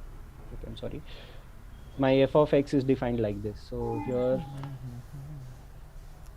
so if x is great, here it is x if x is greater than 0, and it is minus x if maybe yeah. So maybe I should give it as, let's give it when x is 0. This is going somewhere, right? So let's not give it 0 here, but let's give it somewhere here, because if I have to tell you, then you might ask me, okay, how are you strictly telling it this? So anyways, let's go here. You see this function, right? I'm telling the limit exists for this function, okay? And it is not continuous. Now some of you might be thinking, okay, what is continuous function then, right? When do you say it is continuous? What do you mean by continuity? Do not worry, that is something you will learn in your next week. Okay, so you can attend my next session. I think the next session I'll be taking, so you can attend there. We will discuss more there. So as if now you see this, this is something, why is it continuous, right? So could you tell me, when do you say a limit exists? So there are two conditions. First, LHL is nothing but left hand limit, and RHL. Limit. Right hand limit. Exist. first condition is both should exist, right? It should exist. That is LHL, if it is there, then it should exist, right? Yes. It should exist. Exist means it should not be infinity, right? It should exist. This is the first condition. Yes, sir, right. What is the second condition? LHL should be equals to RHL. RHL. When these two conditions are satisfied, then you say that the limit exists, right?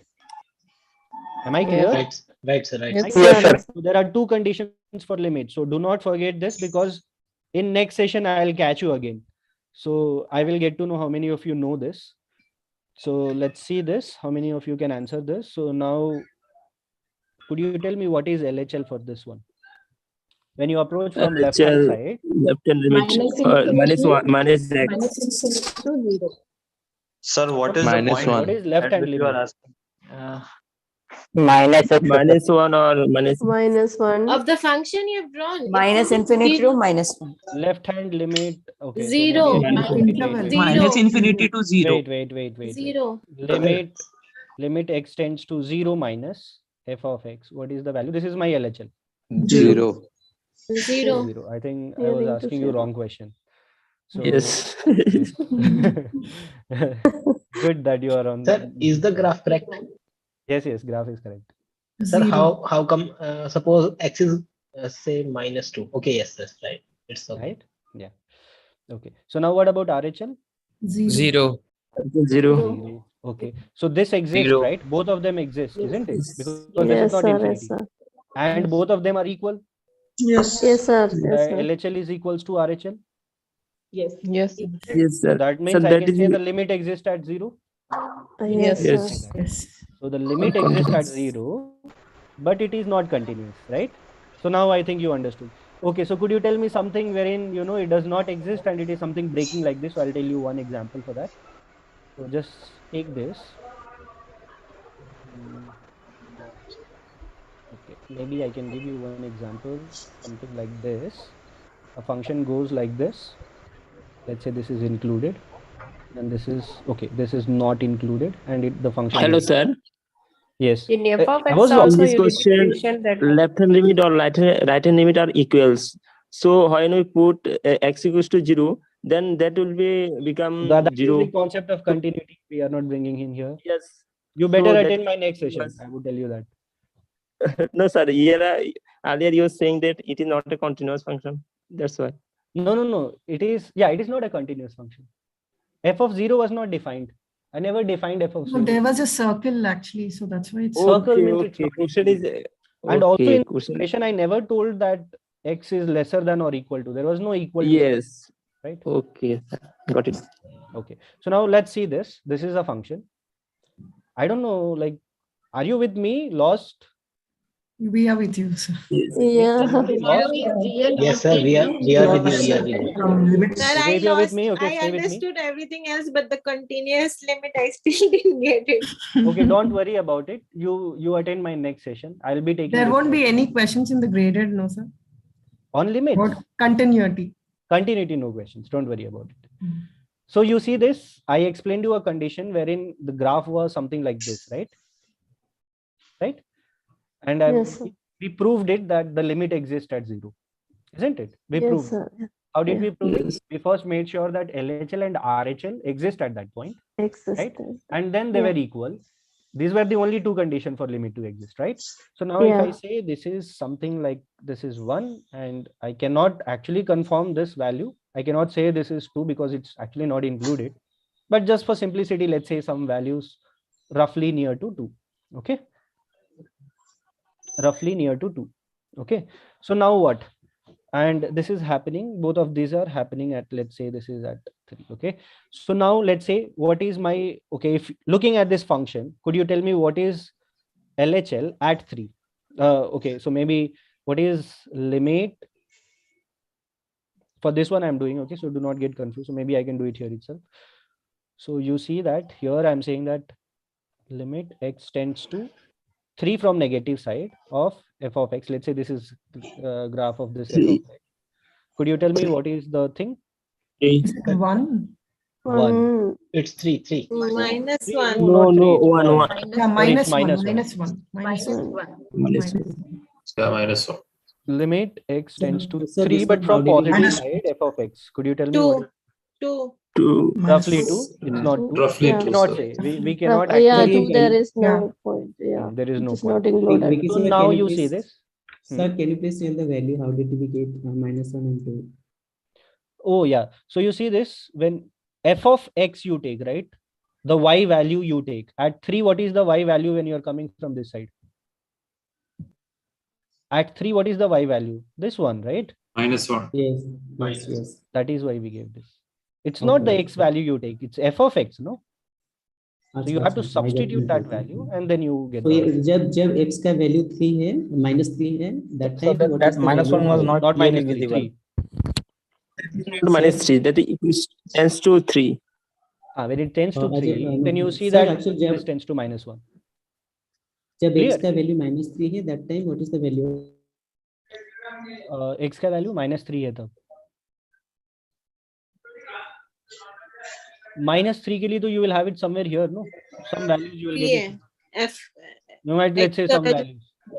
-3 is somewhere here, right? So for that, what is the value you are getting? That will be the limit.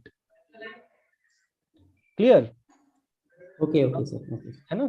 So if not clear, and no, don't worry, maybe in the next session, no, where we'll have this continuity and differentiability both coming in, we can discuss this in details, in great details. Don't worry about it. So, sir, I have a question. So, sir, the topics that we have learned so far, like whether it is quadratic equation or other topics, we had some real world, use of them. What is the real world significance for limits? Oh, there is a lot. You can actually wait for some time. Okay. You are coming to this, but there are a lot of applications for this limits. The differentiation when we use and integration we use, I understand there are a lot of usage of that, but limits as a concept, is it only for supplementing those advanced techniques, or that is one thing is definitely right. Plus you would see most of your computational thing which is happening in the back end, no, that has got an application of limits. Okay, so it would be interesting to know. Yes, as you go ahead, don't worry, you will have these applications. Yes, so now you see this limits specifically, right? Yes, limits, yes. Okay. So when we say x tends to 3 minus, it is 3 minus h, right? 3 minus h, yes. 3 minus h, yes. That is right, definitely right. Okay. So, but okay, just keep that aside. As if now graphically, what do we mean is we are coming from negative side and approaching. Okay. It's not -3, right? It's not -3. You are coming from negative side. This indicates that you are coming from left hand side. Left to right. And this indicates that you are coming from right hand -3 to 0. -3 to 0. No. 2.99 something. No. You see that you are approaching 3, but from which direction? From negative side, from this side. So we don't know from where, but we know it's approaching 3. It's approaching. This indicates that you are approaching that, and this tells you the direction from which side you are approaching. Okay. So you see, you are approaching 3, but from which side? This side. Left side. Left side. And here you are approaching 3, but from right side. Right side. Okay. That's why we have used that symbol. Okay. So now you see that over here the limit exists for both, but LHL is not equal to RHL. Right? It's not equal. That is why the limit does not exist for this. Okay. So now a quick question to all of you. Okay. Does limit exist for this? No. Okay, Limit maybe exists not equal. Does limit exist for this? Just No, tell sir. me graphically. I'm just No, giving you No, sir. No. because this is giving you two Not different equal. lines. Even if it's approaching, it's giving you two different lines. Okay. Now could you tell me this? Let me see how many of you can answer this. Does limit exist at x equals? Yes. Yes. So I think all of you know now. Okay, good. So it's very simple, right? It's basically a straight line. Yes, that is one of function. I forget It is that also continuous, I guess. It is also continuous, but yes. So it's just that since we came through all this, do not forget your basic foundation. That is why I just bring on. Okay, so now we understood this. Now we understood limits as well. I have a question. What if it was a log function which was going on opposite sides, like sort of an inverted, so like a y, yeah, which is having the vertical asymptotes at 0? Then would there be a limit at 0? Yeah, something like that. And on the opposite side also, but sort of a mirror image of this on the y-axis. Okay, had it been this point and asking you the limit exists at this point or not, so what you would do, you would come from this direction and in direction, and then you will say yes, it exists, right? Yeah, what if the graph was also a log function, and there was also on the other side also of 0, Sure. a mirror image of this? Yeah. So here would we say that limit exists at 0? See, first of all, this is not defined at 0, so we should not bother about it. Oh, and in any case, it's going to infinity. Right. So we should not bother about that. So no worries. It's okay. You asked a good question. So yes. So let's see. Sir आपने बीच में और एक diagram बनाया था ना जिसमें आपने बोला कि लिस्ट में लिमिट नहीं है. So can you please explain that? Which one? You drew one graph में ऐसे कुछ जिसमें आपने बताया कि लिमिट नहीं है. This one, no, something like that. Yes. तो इसमें हम क्यों बोलते कि नहीं है? Because the similar graph. Look at the values. Look at the values. Even if you're approaching from left-hand side and right-hand side, the values are different, isn't it? For this, the value is this. For this, the value is this. Somewhere at least roughly. Isn't it? This condition will come in. LHL is not equal to everything. So that's okay. So now we understood something of limits. If nothing understood, don't worry. We'll discuss in great details in upcoming weeks. Yeah, so next is continuity, which we will start from here in my next live session. So as if now I think we are done with one part, and hopefully it took like a hour or something, 2 hours. So 2 hours. Sir, one doubt. Sir, there was a graph first. You have put, you told the limit, V-shaped graph, minus infinity to 0. Just a minute. I think I missed the track. So yes. Sir, there was a graph like while starting the limit, you put that V-shaped. This one, stop. This one. So you told the limit is from minus infinity to 0, but that it is not touching the 0, no? It is not touching 0, no? Yes. So that's what. So what we mean to say here is limit. These are the two things, right? Okay. You are coming from negative direction to 0. Okay. So when you say this limit, you mean to say not the exact value, but where is it approaching to? You don't tell the exact value. Okay. Okay. But where is it approaching to? Approaching to 0. Okay. That is what we mean. Okay. Thank you, sir. Thank you. So now you see that we are done with just this, the revision of week 7. Now we will do something with solve with the slides. This is something with your, your graded assignments. So all your graded assignments we can take up here. Sir, can you go graded assignments? Yes. Now we are discussing with graded assignments only. So I will take you to that page also, student portal page, and then we can discuss that. Okay. So now you see this. Okay. Here, I'm not giving you time to solve and all. I'll just tell you what this question is. Since this is given to you on the, this is already given to you in your resources from instructors. So you have it already. So what this is like, like you are actually supposed to solve this, but solve with me. But here I'll tell you like what we have to really do, and then you can solve with yourself afterwards, right? So here you have been given 4 different functions, and then you are asked to find out what is the limit, which of among them is correct, right? So that is something we are supposed to do here. So how do we do this? Look at this part. We take taking x square routes. Once you take out, I'll be left with 1 by 1, isn't it? So the answer should be 1, isn't it? What will be the limit? Function 1? Simply why? Because I'll just take out x square. I'll be left with 1 and 1 term here. This everything will be by x square by x square. Definitely. Oh wait, this the limit. We have to pay attention to the limit. See, it's minus 1. Yes, it's minus 1. So see, when I missed out.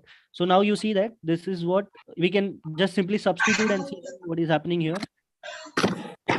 Substitute. So substitute here. So what do you get? 1.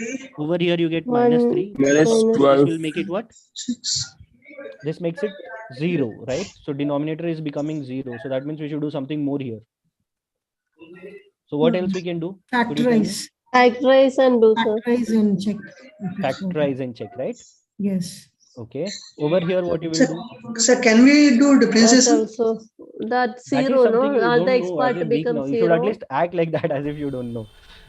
Like, like that you will learn it in next week. Of course, you can do it differentiation. Definitely. No doubt. Yes, sir, but we can solve graded assignments with our previous knowledge of L hospital and I know that. I know that. Some Here, of you if we substitute 0, you get -7/2. So you see here, one thing was happening is here, why we did not do that x square thing taking out, because this is not tending to infinity. And why we were doing it? Because when something 1 by some x was there, and then when you give it infinity, it turns out to be 0, right? But here the limit is not tending to infinity, so that part is gone. But still I'm getting this thing being 0. That means I should do something else. What is that? I should factorize. Excuse me, sir. This is another thing which you can do. Yes. Sir, is limit and continuity a foundational part of differentiation and integration, or yeah, because after Yes, we are yes, you can learning say that. differentiation and integration, it feels like okay, limit was just like done and now we can move on. Yeah, that is something. So one thing you can say is limit is like foundation which is taking you to that part. Hello? Because yes, Sir, you were unaudible. I was unaudible. Yes, What sir. I'm telling you is Actually, I wasn't able to hear you. Okay, It no could be problem. an network error. Okay, no problem.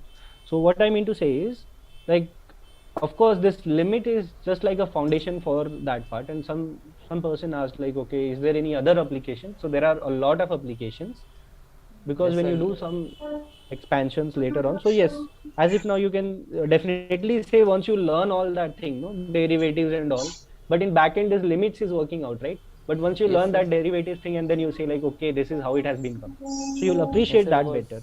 it has more deep roots in machine learning, founding gradients and Correct. local Correct. most minima to find a minima outcome. Right. All right. So good that you highlighted that. But as if now let's come back to our thing. So you see that here we have to do the factorizing thing. What about the others? If I give this 0, will this? No, sir, it won't affect. It won't affect. So this It is would be 2 definitely in the denominator. No, negative so 7. -7. It would be 7 by 2. But over here, taking out x square common was not a idle thing to do. So what? Minus And 1 even we the can substitution thing was not an idle thing to do. Here the factorizing thing should have done, right? And what about this? So this is like a polynomial function. Substitution. We can Just substitute. and do, sir. Over here, it clearly says factorize it and get right. So why didn't we substitute 0 for question 2? No, we are substituting 0 for We are question. substituting 0. Just substitute 0, you'll get -7 by 2. Yes, sir, but the answer given is -8, right? So that is wrong. No? Yeah, You have to it's choose which wrong. is right. That Oh, it's an option option. Okay. These are 4 options. Yeah. So it's basically solve with us, and I am solving. So that is the thing. So you hear the options which are correct is highlighted here. So you can see that later on. Okay. So that is something you can do. already it was there, sir. We did. That's what I think. If you would have gone through, then Yeah, you it's can already see- there. Yeah, this is already there for you. So it's just that some of you would have not gone through, so it's okay. We can do it here. So here, look at this.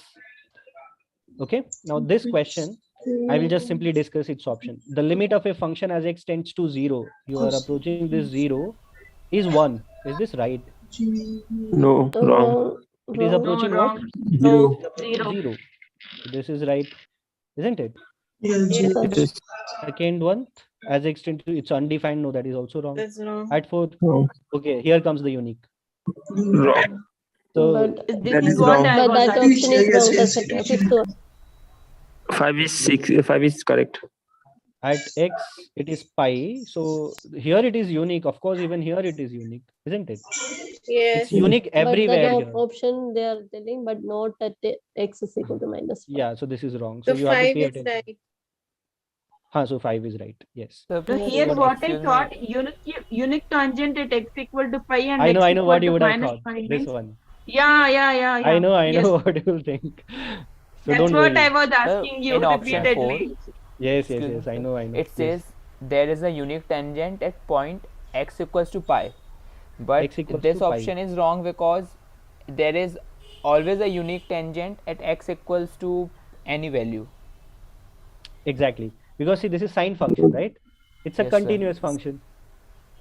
For a continuous function, you will always have a unique tangent value, right? To everywhere. To This everywhere. option 4 is not high. It's saying that only at x equals to pi there is a unique tangent. Yes, yes. And it's saying but It's not only at x equals to minus pi, but that It's valid. is not true. Yes, that's right. So that's why Thank this But is wrong. option 5, why it is saying as well as at x equal to minus 5? I That's got where I again thought what you Yeah, mean to say. Yes, yes, yes. because it Yes. is bouncing, no? Everywhere But it is these are But two here- individual points and two individual tangents, But you know, right? at least this No, as well It's thing making made you two clear one thing. tangents. But this as well thing made you clear one thing, that the definition of tangent is clear to you now, right? That is why this as well was given, to make sure Yes. that you don't think that this is unique, right? That is why this was given. At least you asked that. So anyways, the purpose is solved with this option. So the given function is monotonically increasing in interval minus 0.5. Sir, one small doubt, sir, follow up. Like, sir, one follow up doubt, sir. Like unique मतलब एक ही point में वो touch करना है and it should मतलब not एक ही touch any tangent other है, point. एक ही tangent है.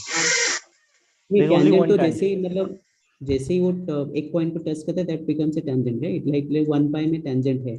अगर मैं 1.5 से लेके 1.5 तक सेगमेंट कंसीडर करता हूँ, then it is touching at 1 pi, so that becomes a unique tangent, right? Because we दूसरा वाला पॉइंट भी टच करते हैं, इसीलिए we will not call as a unique tangent, right? मतलब it has only one tangent. For example, उस समय we were discussing this when we gave that sharp edge, right? And I'm telling you find tangent over here. So over here, this is one tangent, and this is another tangent, right? So there are two tangents here. That is why it is not unique. Sir लेकिन इसमें तो एक ही tangent extend हो रहा है ना, मतलब एक जो एक लाइन है At one point there is only one. इसीलिए वो unique है. Yes. So at मतलब zero, 2-3 पॉइंट टच say किए, the right? unique tangent. Sorry. Sir At the point sir यहाँ 0. पे 1 minute. Let him complete. Yes. Sir यहाँ पे जो 2-3 पॉइंट टच करे, इसीलिए हम नहीं कर रहे हैं ना कि it is not unique, right? नहीं, that is what we were discussing. कि unique tangent means first of all, it is a local property. In this property, it is touching at one point or not. It's not this. Yeah. This is not your local property. Got it? Because it or ये दूसरी जगह पे also touch कर रहे हैं, इसलिए नहीं कर रहे हैं ना. ओके. Actually, फिर what से- option 5 means? Can you summarize, comprehend the statement 5? What does it means is there is a unique tangent at this point. The answer is yes. Is there a unique tangent at this point? The answer is yes. You have to deal it separately. Do not take it together. That's what is this as well as now cleared. Okay. Okay. So now Sir, come to as this well part. as zero. So as well as means you have to delete with this point separately and this point separately. If there was another point, then you should have dealt it separately there as well. Okay. They would have asked, there is Right, there so a that's what I was tangent? telling you. That's what we were telling you. Is like the whole purpose for giving this option was just to check your knowledge. Are you thinking this or what? Like, like this is something, of course, like better. One line it would or have made Sir, it. that unique tangent See, makes you only need- sense when you consider that sharp edge thing, that there are two tangents. Yes, That thing yes, is only that possible. point. If that is known, then only that unique tangent thing actually makes sense. Yeah, right. So the But there particular are also curve. things like this, right? Yeah. Is this a unique tangent? Yes. Yes, it is. Yes. Okay. But this appears more like that, isn't it? So, but over here, treat it separately.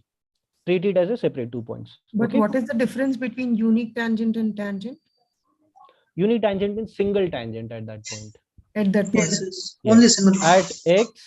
At x equals to pi, is there a unique tangent? Yes. At x equals to minus pi, is there a unique tangent? Yes, yes, that is there. And Yes, what about that's it. normal tangent? Normal tangent? Normal tangent is your like. Sir, usually curves will have unique tangents at points, right? Yes, yes.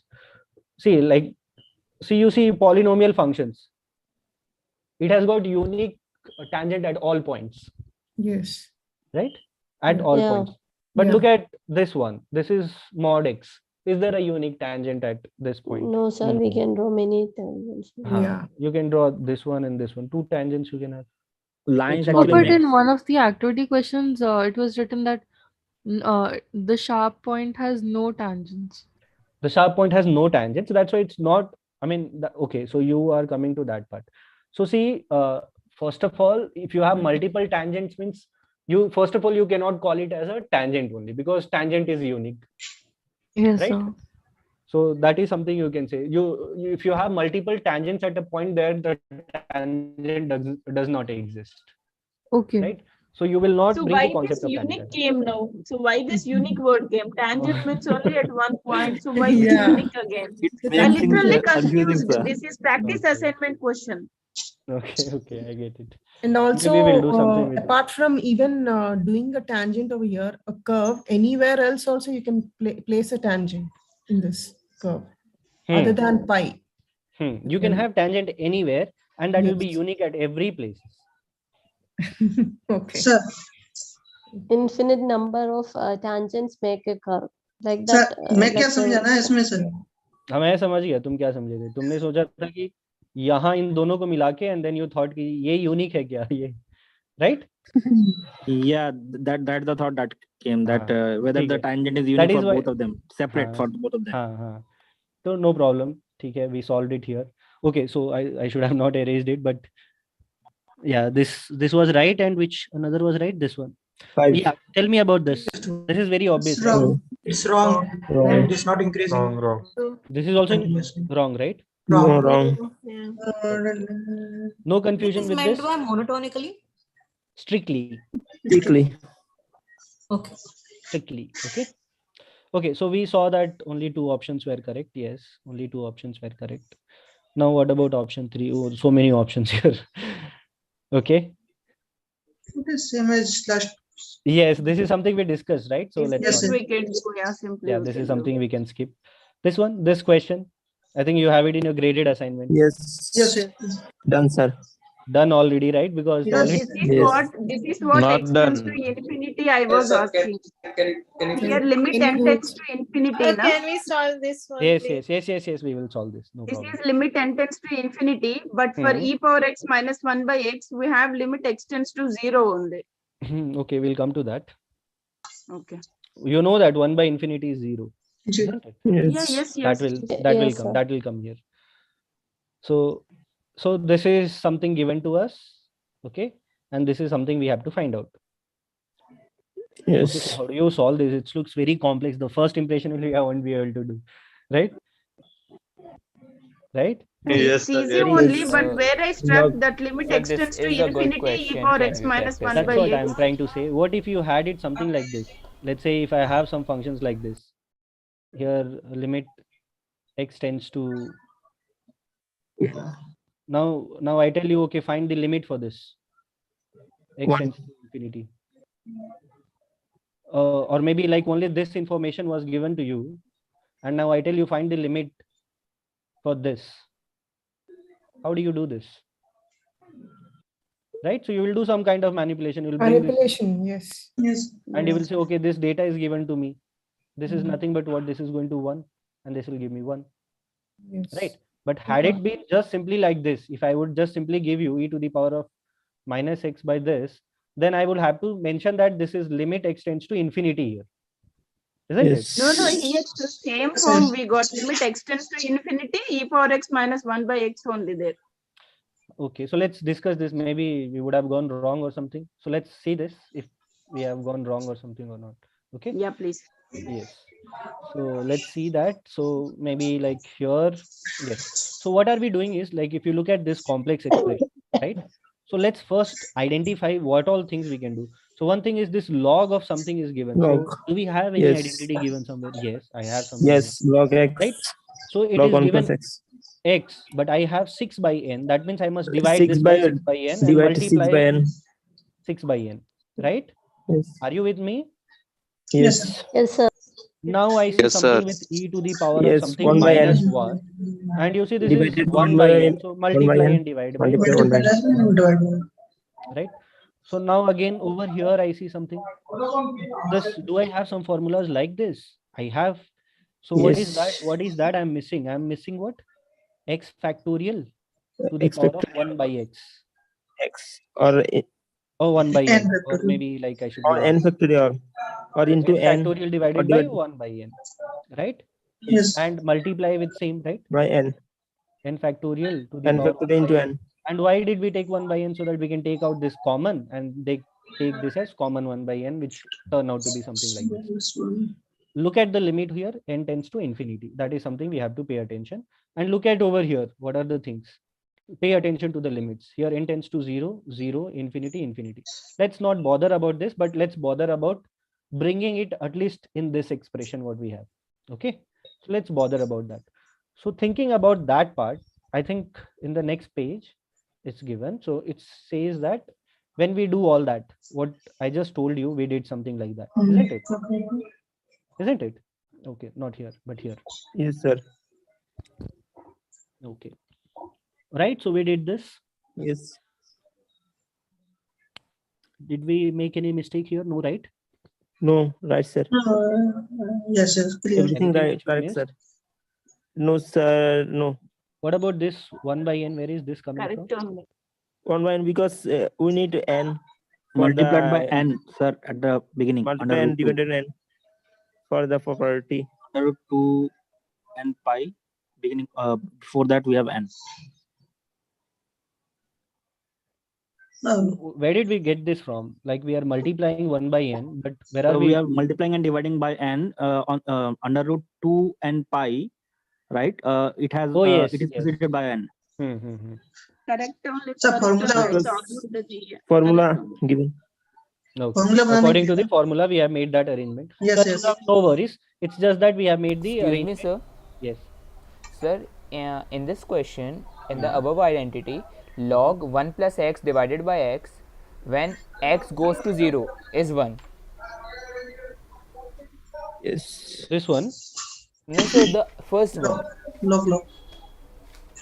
So when limit x goes to 0, in log 1 plus x divided by x goes to 1. So the Same, first identity. Here, right? What Same Yes, sir. infinity or tends to 0, infinity, sorry, tends to sir, 0, both are sir, same. 0. So can we say that 1 by x will tend to 1 infinity? 1 by x will tend to infinity. Yes. Yes. Yes. Yeah, that's what I'm asking. Yes. Same with Sir, Yes, so, that's what yeah, I told you because earlier. we have 1 plus 6 by n and we have to use x goes to infinity. So can we Yes, just yes. modify an identity to solve Yes, this question? yes. Yes. That's what we Yes, started we with. can do that. So that is what we will do. Okay, Right? sir. Yes, you're right. All right. So now over here, it's just we are simplifying it further, right? And we wrote it something, and again, see, n tends to infinity, right? So what did we do here is, did we make any changes here? No changes, right? And what changes we made here is we just took out this inside, isn't it? Yes. This went inside. Now this went inside means what is this? This is basically n factorial to the power of 1 by n, isn't it? This one. Yes. Or Yes, just sir. keep it in the root. So what is that? We have written it since we had this 6 by n. So now I can write this. This part has come down here means we can actually bring it on the top only, right? So if you are getting Yes. doubt, how did we get this? So it's basically we multiplied this here inside, right? And Yes. if so, to all of you, if you are getting doubt, if I can, you know that how do we make this arrangement, right? If this is a by b divided by c by d, how do we write this? A by b into d by c. This is what A we D by make C. arrangement. So that is what we did. We just brought it down. In other ways, we can write it here also, but we brought it down just for simplicity, right? So now we have just brought it to the denominator, and now let's see what all we did with the another expressions, right? So what about the other thing, other factors? This we kept it as it is, no changes, right? Over here, what is that? Yes, over here, what are we doing? we just brought everything in together, right? We just merged them together, Yes. isn't it? And we wrote it as Yes, 1 sir. by n. And over here, what are we doing? This is root over Multiply. of n. It's just that n thing we made the rearrangement, isn't it? Yes. Yes. Yes, sir. So we had this. So we have two expressions, no? So here, this thing is done. Now, since this was coming in, right? This thing comes here, right? Because it has to get multiplied here to the numerator, isn't it? Yes, sir. So that is what it's just As simply in- rearrangement. Okay, did Both are cancelled. it's just arrange. So what happens? These both gets cancelled, isn't it? Because these both are Yes, sir. same. So this will go. This will become 1. What about this? As per our identity, 1. but E. this is going to what? 0. Denominator E. Sorry. Denominator E or numerator 1. It's written on the right side. No need to go up. Right. E to the power x. So here you can see that here since it is already given, so you can see that. So here this turns out to be 1. So you see that here it's written, let 1 by n be equals to x. So as n goes to infinity, what happens to your x? X goes to, x goes to 0. Then the function becomes something like this, right? So Yes, here yes. what are we doing is we're just simply rearranging them, right? So here it's just that when n goes to infinity, what are we writing? And X x tends goes to 0. what? 0, X 0. tends to 0. So based on this, we have made the arrangement and then we wrote it something like this. When limit x tends to 0, Yes. so wherever it's just because of this, right? We are just making these changes, isn't it? So now when limit x tends to 0, log of 1 plus 6x divided by 6x, right? So this is something we already have it. 6. This will give you 1, right? Yes. And this Yes, too sir. gave it 1, so we wrote it 1, isn't it? Now what about this part? Now this is going to infinity, so we can just keep that infinity, because since this is infinity, so it should be infinity to all of them, right? And wherever we want to use this x tends to 0 thing, we just made the substitution and then we use that, right? So over here, when n tends to infinity, you see that what is happening? Infinity by E. 6 E. That is direct. That is direct. So you got 6 by e. That is Here we Yes. got 1. From here, when we substitute, you get e. 6 by e we got. Minus Yes. sign was there. Minus sign is here. 1. This is going to what? 1. 1. What 1. about this? Where is this going to? E. Yes, This yes. is E. going to e. E. So we got this. No, this is going to 1 or e? Yeah, it's going to That e. is E. E is That is e, yes. So we get it 1 by e. So we got this. Now there was e term lying here, Yes, right? So now when we simplify this, 6 minus 1 equal to 5. 6 by e minus 1 by e. So this turns out to be 5 by e into e turns out to be 1. Yes. So this gives you 5. Okay. So those who did not get it, you can actually see the solution again. You will get it. No worries about this. I think Changing the limits, n tends to infinity, x tends to 0. Yeah, that I would. Yeah, that part is confusing. okay. If log 1 plus 6n is there, can we do? Hmm? Log Now you 1 see this. plus I will tell you 6n. one thing. You got this. How did this expression turned out? Yes. How did we get 1 plus 6x? How? Because as n tends to infinity, 1 by n tends to 0. So we took it It's as just x. this arrangement. See, it's wherever it is 1 by n, we will write as x. Over here, it is 6 times 1 by n. Oh, okay, sir. Okay. What my So doubt this- is, if limit n tends to infinity, I have log 1 plus 6n. Mhm. How can I approach? Come again. Limit n tends to infinity, log 1 plus 6n by 6n. 1 plus 6n by, so that's what I'm telling you here. You understood this, right? First, it is 6 times 1 by n, right?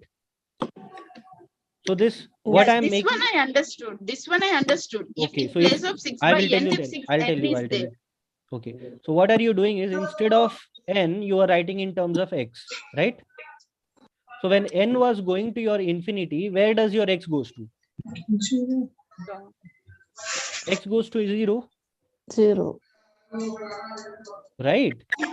Yes, so when sir. you make substitution for n with x, then your limit should be in terms of x, no? Yeah, this part is clear for me. What I was asking you, in place of 6 by n, if I have 6n, limit n tends to infinity, log 1 plus 6n. Of course, then the if things I have. will change. Of course, then the things will change. When you We have cannot They will do- give in we the cannot question the solve that. formula for that. Yes, for that the formula will be changed accordingly, isn't it? Is there any formula for that? That's what I'm asking. No. It's just that you will see that, okay, here it was, since we were thinking, this formula is given, so we will have to make arrangement like that. That is why it's given. There is no formula Yeah, if the it same is. formula for x tends to infinity, I'm asking. No. They will No, be there giving is. new formula, na? You will It's have a been new applied formula at They will that give point of given time. data. Given data We'll you give will you a have. new one. If it was something like that, no, we would have not done it like that. I mean, we would give you different formula. Okay. Yeah, okay, sir. So this is our last question. After this, you can leave, and those who have some doubts can stay with me. Okay. So now here, question 5. This question, I think it's given to you in your graded assignment as well. Yes, sir. So here you have been asked to find the error in estimation of algorithm 1, 2, and 3. So error estimations you are doing, right? And then you have been given something like this, some options like this. Error in estimations of algorithm 1 will be maximum. So Everything is other words, same. Everything is the same in the everything is the same given in the graded assignment. Correct. It's everything is same. We haven't changed it. It's like we're giving you marks just like that. So just take it in that way. At least let's see how many of you score full marks after giving a solution. This is another trial we are doing. So let's see that. How many Sir, of why you passed? Sir, why 4 question given 0 points? Sorry? In the graded assignment, 4 question given 0 points. Yeah, it's 0 point means you will get 0 marks for that, but you are expected to solve this for your own knowledge. And that is already discussed in the lecture. Here only I told it twice in the same session. Maybe they joined it later or something, so that's okay, no problem. So No, here, no, sir. Even in the very first session, very first live session, there are some questions with 0 marks, isn't it? Even there too, we discussed yes, sir. Just to give you a feel of the questions sir. that you can expect in your quizzes. Yeah, I remember. So you see this, there are 3 algorithms and you have to find out the error, and error you get when n tends to infinity, right? So all you have to do is just find the limits for all of these. So over here you see n tends to infinity, right? So and this is n square, just take out. So you'll have what? So you'll have 1 by 6 from here. 1 by 6 for this. 0.1. Just bring it down. So it will be 1 by 6 or 6? Really 1 by 6. 1 by 6. So you see error estimation of first algorithm will be something like this. You take out n square common and then you cancel them, and then you get something. When n tends to infinity, this will become 0, this will become 0, so you'll be left with 1 by 6. So you bring them in this order in some decimal values just to compare that. Similarly, over here, this function was given. I mean, this sequence was given. Same question. It's the same question, yes. Okay. There's no change. Okay, you realized it now.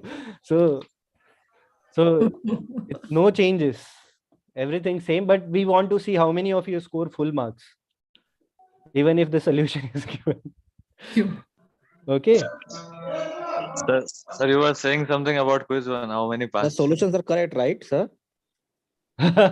Nice question. Yes.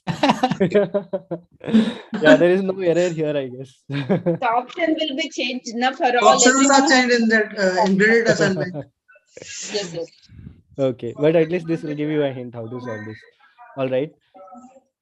So I think, yeah, I was talking about how many passed. I think 48 or 48% of you passed. In that the is in the qualifier. Qualifier. Yeah, and for CT it's like something like 90 plus. Stats it's like 70 and 60. For maths it's like, consider roughly 50. Looks good. Most of the And you people know from whoever math- passes intersection of all of these, right? So your maths come somewhere here. This will be like this section will pass. So the pass percentage is least for maths. Yeah, I do. And every questions were discussed. It was so sad. Math is difficult for many people after You long know what we training. Math noticed? is difficult. We noticed one Sir, thing I when we took make 1.5 tough hours questions. just for maths. No, sir, I got mistakes because I didn't save and exit. Oh, I see. Those who attended the just The papers See, are first time, lengthy. see, we need to learn how to attend the exam. Okay. All right. All right. Now we will go there. Then, everybody will get emotional and they'll have so many things to say. So let's not go there. Sir, as That the is qualifier, we had a revision session. Will we have for the quiz 2 also? Yeah, I think we should have. We will And have. the questions will be same, I think. I don't as think so. Like We'll the not do this. qualifier. We'll not do this again. Or maybe we can keep some questions same. You should not get demotivated, right? But like quiz 2 should be something wherein you should get demotivated so that you will energize yourself. No, end term is coming. And No, we should- sir, we need motivation. That's a hint that quiz 2 is going to be tough. It's not We going to be need tough. motivation. But It's tough like as it is. okay, we'll go it in our normal trend the way we go. Okay, we'll not do much changes. Anyhow, let's come to this thing. So algorithm 1, we checked it. We got error something like this. For algorithm 2, we checked again. Do it in the same way. How do you do again? You have this limits given here, right? So again, n tends to infinity, right? So when tends to infinity, this will become 0. So you will be left with 1/8, right? So you will get something there.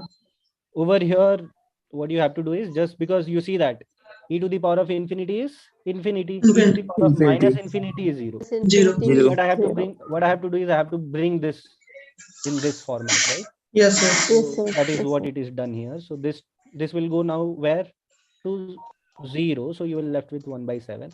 And now once you have all of these, it's just the English part you have to do, right? Yes. Right. So now this is done. I'll take you to the graded assignment portal. Question number 6. Yes. Then I will take up your doubts. Yes. Sir P2 जो होगा उसमें 1 to 9 आएगा आपने बताया था पर Shrikant sir बोले तो 1 to 8 आएगा can you please confirm that 1 to 8 1 to 8 पता है 1 to 8 is fixed. So least error will be algorithm 2.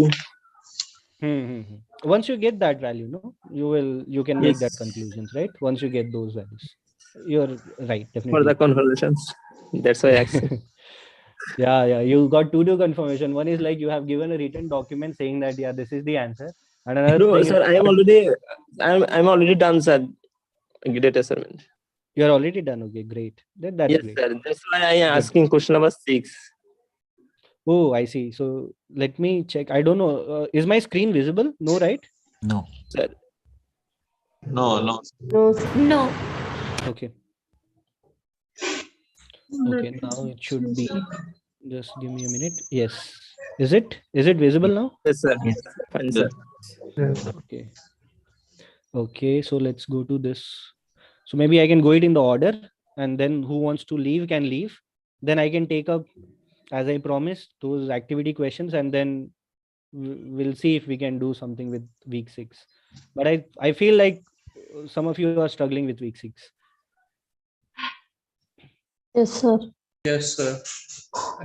So can we do it in the next session? Because I know, because it's already 2.5 hours, right? Yeah. So we'll be freshly doing the week 6 in the next this thing. You start with the week 6. Okay. Maybe that's what, like, maybe we can keep some revision session and then discuss there. Actually, we asked for an extra session last week, but Yeah, right. there was Only no- for the weeks. only Yeah, for the- sir. Any free time you can keep, sir. Yeah, anytime. And you come through Telegram. We will do one Whoever thing. can't join, they can watch it in Right. the. We this can do thing. one thing. We can do one thing is, like, we can have one revision session once this week 8 is done. So as if now, if you are not very comfortable with week 6, keep it like that. No problem. Okay. Do focus But the on your week continuation 7. is not there, sir. Yes, They- that's why you will see there is can we no do much it Some before, problems, so we are getting stuck with that. Okay. Yeah. He is taking on-demand sessions. Is it possible for your team also? Yeah. It's good. That see. also no problem, sir. Anytime you can. Okay, do that. maybe we can arrange some session. Maybe let me speak with the team. Okay. Because we especially need maths only. Okay. More than CT. Yeah. Okay. Yes, yes. Okay. Maths is All the right. maths is difficult one now. Okay. Now let's come to here. No question on And doubt. every time in this video, the professor used to say, "You learned in maths one. You learned in maths one." Then again, we feel it's difficult. Okay. So all right. before starting the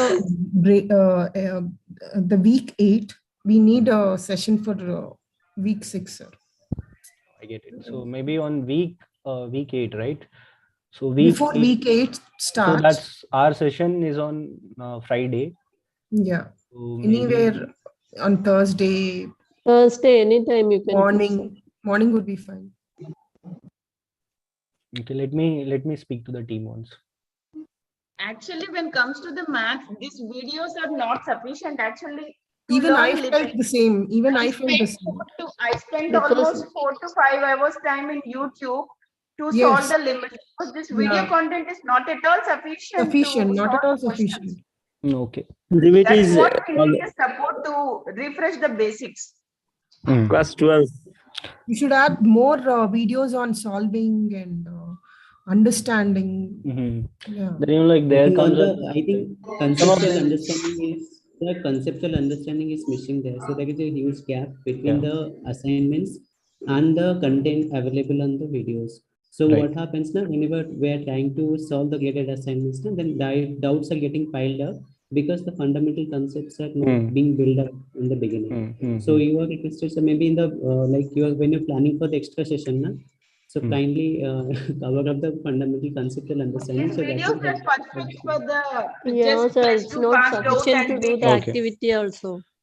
Oh, freshers, I plus do 2 understand passed out, for it's fine. logarithmic thing. It's up to week 5. It's okay. I think it's doable. Yeah, week 5, even week 7 also I did all the activity Week questions. 6 But is the one wherein 7 is you fine. don't see Week interlinking we- with somewhat only your week assignments and 7 your we grade. didn't do the activity also. Week 7 you didn't do activity, or week 6? 7, no, 5, Week 6. Week 6. Week 6. 7 we did everything. Week 7 is 6 is okay. actually you have to really. I mean, Limits, week 7 is comfortable only. Week 6 Yeah, logarithms. logarithms you have problem, right? No Yeah, problem. that We'll do week something 5 for only. that. Okay. So now let's come to this part. At least let's have confidence on week 7 so that you can freshly go for your week 8. See what we can do is, okay, maybe let's see. Maybe in the next session something we can take 1 hour of our logarithmic, and then we can start with our week 8 in the next session, which is on Friday. Put it in a separate day, sir. No, I don't separate think day. so. It will be Maybe finished we'll in have 1 to check hour. with the logistics and then. sir. Okay, It will we'll not be do finished something. in 1 hour, sir. Please. Thursday, give us anytime time. is okay, Please give sir. us time. Okay. Please take my question. Okay. All right. So now you see, you don't have any. I don't think so. You will have much doubt here on. No, sir. Question number 6 only doubt. Okay. I'll just take it in on order so that if anybody of this thing, though, I discussed it, right? Yes. This is also discussed. Yes. This is something you can do. This is something you can do, right? Yes, done, sir.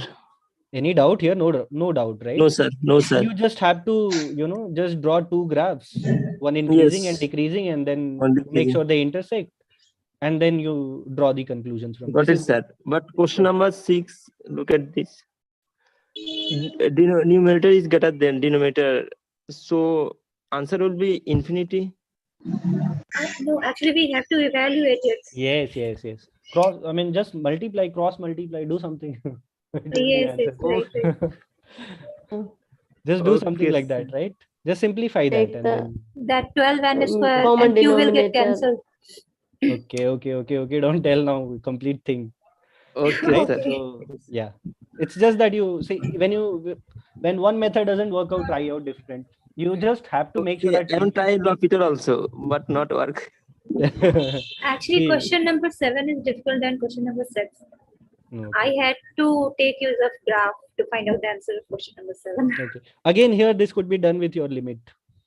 You just have to find the limit. Question number 7 you're talking about? Yes, yes. Yeah, actually, I used infinity as well, and I found the answer. Yes, yes. You just have to do the limit part. This is now clear. Is there a unique Yes. tangent at 0 for this figure 2? For the figure 2, no unique tangent. Over here for figure 1? No. No. Only third and fourth. Only Third. Okay. Okay. Was it about unique tangent? So yes. So we discussed something here. All right. So this is discussed. Right. Question number 10. Question number 10. Yes. So for this one, I would give you a hint saying that sum of arithmetic series you can use. Yes. Yes. That property you can use here. Yeah, actually, sir, here I had this doubt. Okay. It should start from 3 plus 9 plus. Take out common 16, 3. Take out 3. Take out 3 common. Right. Okay. Then you will be left with 3 My question plus given 5 plus 3, 5. Okay, sir. And Okay. then what is the sum of this ninth one? what is sum of odd? And into N n plus square. 1. N Oh. square minus 1. Okay. Right. Sir, Into 3. What about the ninth one? Ninth one? Ninth? Yes, sir. Already, yes, sir. No, I think he's mocking with me or something. Is it? No, or you were serious? No. I am asking you in. You're asking me this in. So you can see my live session, or you can see Yes, this sir. slide. I got that. Yeah, I got that, sir. Yeah, I got that. This question 11 is again simple. Yeah, this Very one. simple. Yes. This again we gave the solution. Yeah, all of these. So I think all of these you can do. Okay, the last question again, it's again simple. So I think you can do with your graded assignment, no problem with practice assignment. So week 7, I think you guys are very good now, is it? No, sir. Not Activity very questions. Okay, now we'll go through that. Sir, suggest a book for the practice of this question like this. These The kind of tutorial questions, I don't know where to suggest you, and I don't think so you have enough time to do, right? So what I would suggest you is whatever is given to you, just do that much, but be thorough with that. See, I would tell you whatever is given to you, you will never have that confidence 100% saying that, yeah, I know this now, right? But make sure that you learn from every question and, build your foundation. That is what I would say. For let's say for week 7, you have been provided with this activity, solve with us, and then practice and this graded assignment. Make this as your foundation. Now, this is your foundation type questions. Now, be thorough with this. You will be able to tackle your quiz questions. That I can assure. Never feel like I need But tuition for maths. I have to go for tuition. But there is no such tuition only, available right? for this course. Yeah, Is tuition. there any option available? Yeah, you can So attend when my join child was, I Byju's. didn't go. Now Yeah. I don't. Then Join practice Byju's. is the only option available here. Yes, the practice is the only thing. See, see, this is only very important. See, first of all, I would tell you, like, you do 100 questions, okay? But you won't remember any of those questions, then what is the whole point you doing them, right? You will just do it once go, right? But let's say you have a limited questions, let's say you have a 20 questions, but you have did that questions like 3-4 times. You'll be more confident at that time, like you will know if this kind of things comes, then I have to approach it in this way. And you can spend more time on doing that realization, and that realization is very important. I hope you're getting what I'm saying. Yes, Yes, sir. sir. Do not, because I don't see you have much time, right? And we Yes, don't sir. expect you to do some kind of PhD in mathematics, right? It's just that learn what we are giving you and do apply it in your data science and in your programming later on, or like whichever field, right? So let's not go much deeper, because even we can't help you, because even we don't know that much, isn't it? So let's stick on to what is needed for you. Okay. The concepts are very those important. who want flow of learning, for them Yeah. it's easy. But after the break, Yes, it's I little do. difficult to learn again. It's like learning again. That's why what Sir. I'm saying is, like, yeah, of course you have to do this learning. Even those who have done this, let's say 11th and 12th, right? They would find some of things here very new. They don't know anything about Yes. graphics, I will tell you. No, sir. Already we But We they have know never the taught basics. graphings of polynomial in your Some are class not 12. there. Yeah. No, Yeah, but yeah. it's a little different. I totally even agree. I have that, never yeah, seen we that. didn't learn. You know what you should actually Sir, take but from I match think it 1. is still a little different because they are still with in practice with doing maths. So when if you ask my experience, qualifier 1 maths was tough because I was just struggling with, even I could solve with logic, but I couldn't apply what I was learning. But this time, the second time, when I gave the quiz now, things came a little easier. So I think people who are still doing maths right now, studying right now, for them, I think to pick up things are easier as compared to who've come back and studying after a break. Because they are having the pillars and they are constructing the structure. Now we need to build our pillars also from the ground downwards. But actually, we are enjoying it. Actually, We are here they enjoying it. teach maths in a different way Aren't we? than what they taught in the 12th and 11th. What I felt. Yes, sir. Even I felt like that. Yeah, because there are some concepts are not deeply dealt in the 12th And, level. and sir, that is the beauty of this course. Yes, that is the That's why beauty. we all. Yeah. And we are having interest because of that. Our interest levels are growing up. Good. That's why we are having more doubts. Good. Sir, but Sir, not actually, one confidence thing about I. solving the questions. Yeah. What? Okay, one person. Yes. Actually, we are one not- thing. Okay. Yeah, please go ahead. Let's give chance to the other gender also. I want to ask this. Sure, This sure. Yeah, session has one been guy over, want to or ask will it some doubt. Yes. go further? See, this was the whole purpose for this session. Okay. All with us, and we are done with this. So if you want, you can leave. But I'll be continuing with this. We'll see if we can do something here. I think we have to arrange some different session, or maybe like merge with some session, or something like keep a revision session at the end. But Yeah, very needed for the week 6 because. Separate. So maybe we can discuss this and wind our session because it's already 3 hours. Yeah, right. And you are continuously with me. So and when I can Excuse me, sir. Can you get back to the 10th question? Of graded. Graded assignment, yes. Yeah, even I had the same thought. Okay, 10th question. Yes.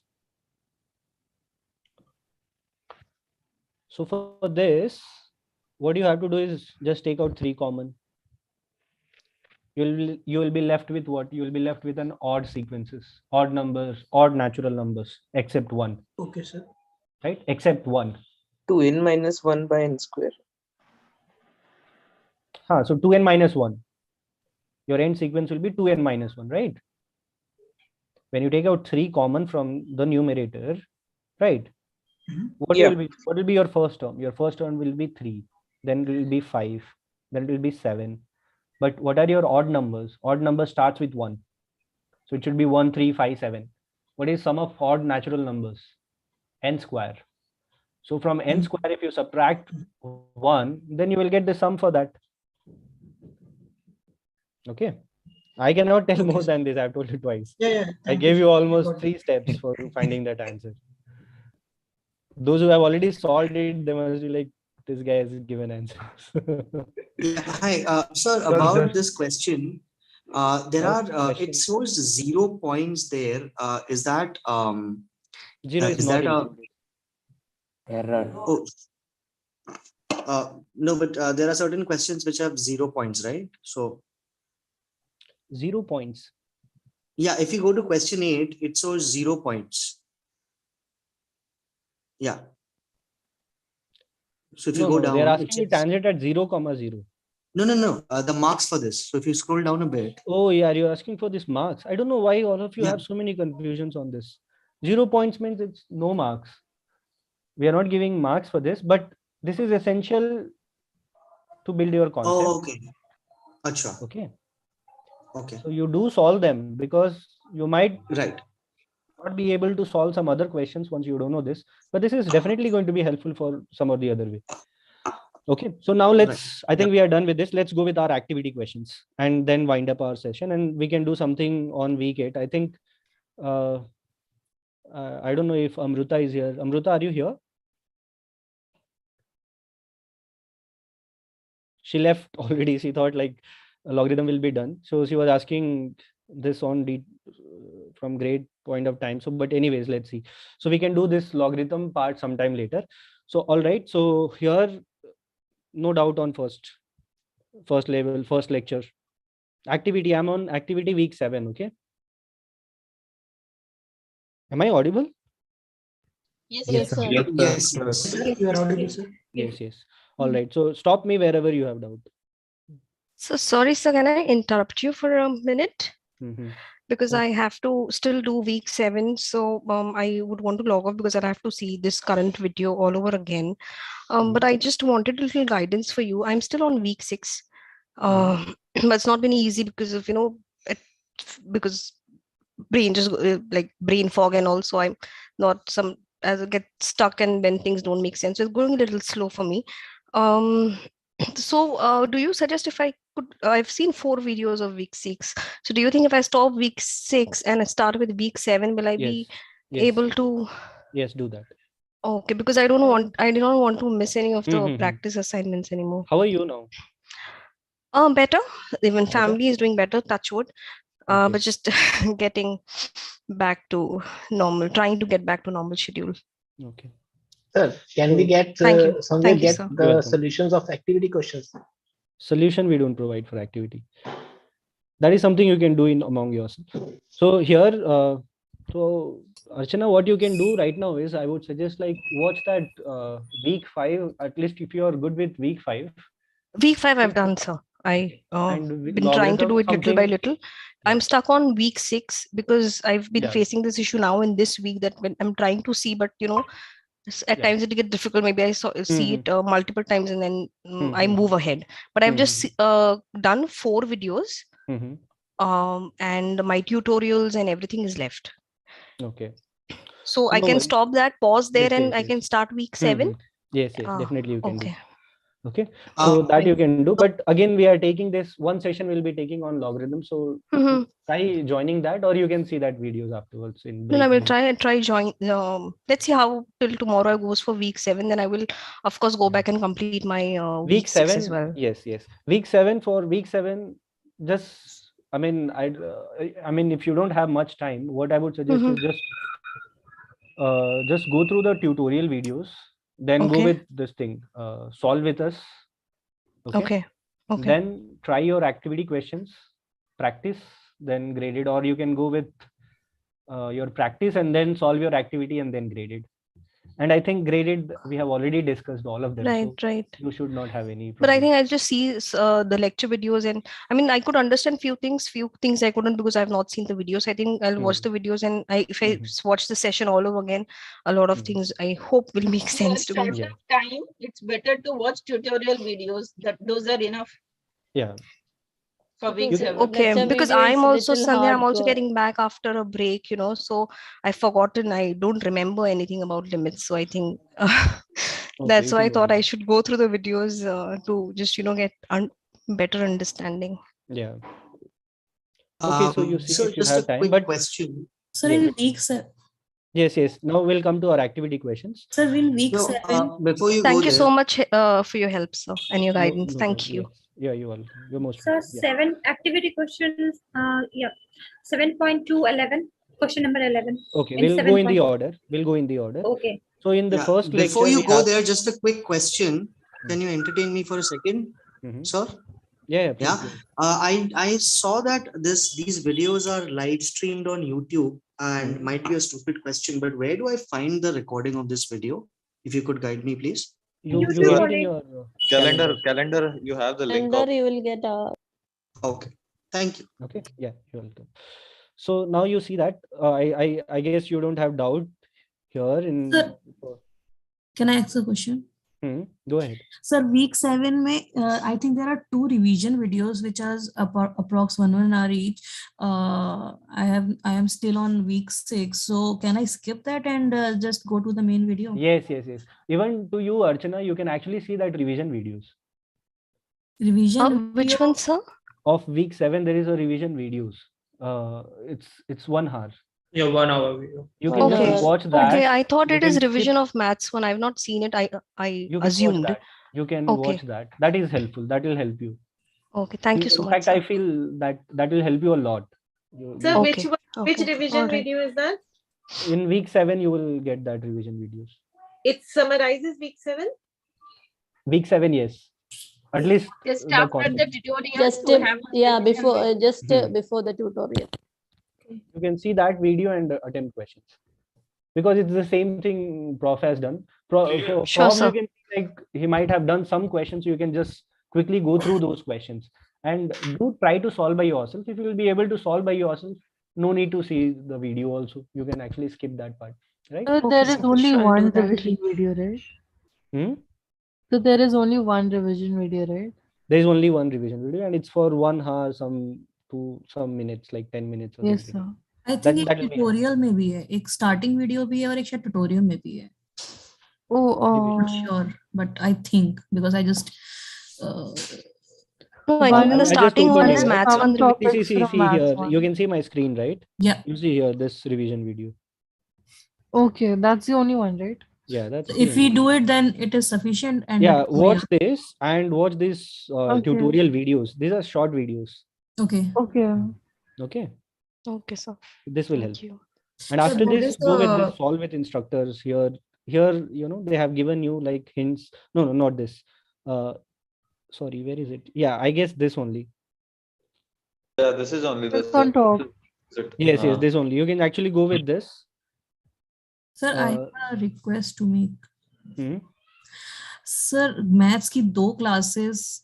This one actually solve with us. Sorry to interrupt. This one, this part. You can go with this because here, after seeing your revision videos, go to these key points.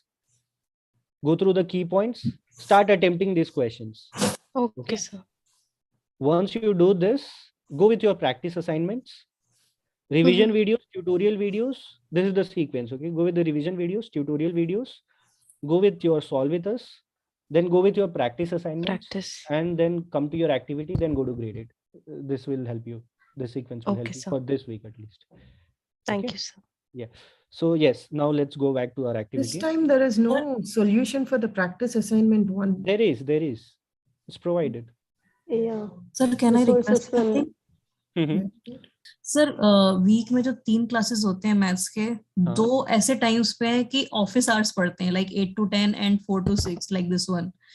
I had to take sick leave today to attend this class because I was always behind. I'm just solving. I just finished week 5 today, and I have to take sick leave because of that. I have to attend this class.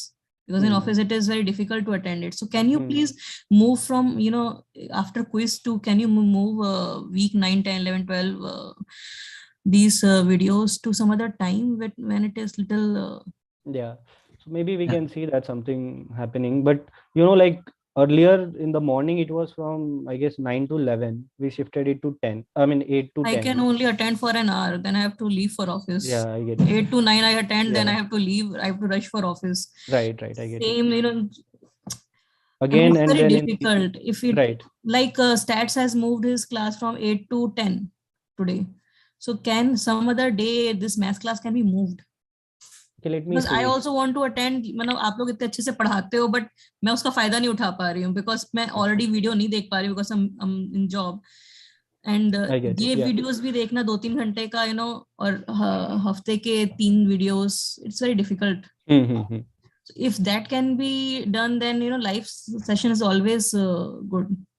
ठीक है, we can do some kind of arrangement maybe after quiz 2. Yeah. Okay, thank you so much. Yeah. Okay, so now here, week 1, tell me if you have any doubt. No doubt, I will just keep on going. I guess first week, these activity questions are kind of easy. Lecture 2, do you have any doubt in lecture 2 activity questions? Yes, sir. Question number 11. Question number 11. This we discussed. Question number 4. Question number 4. This one? This one? Yes. You just have to see it's x, right? So consider y as x. Yeah, I get that. My doubt was trig identities. We don't really remember all of them. I mean, You don't have to remember. You don't have to remember trigonometric identities. We'll give you the formulas.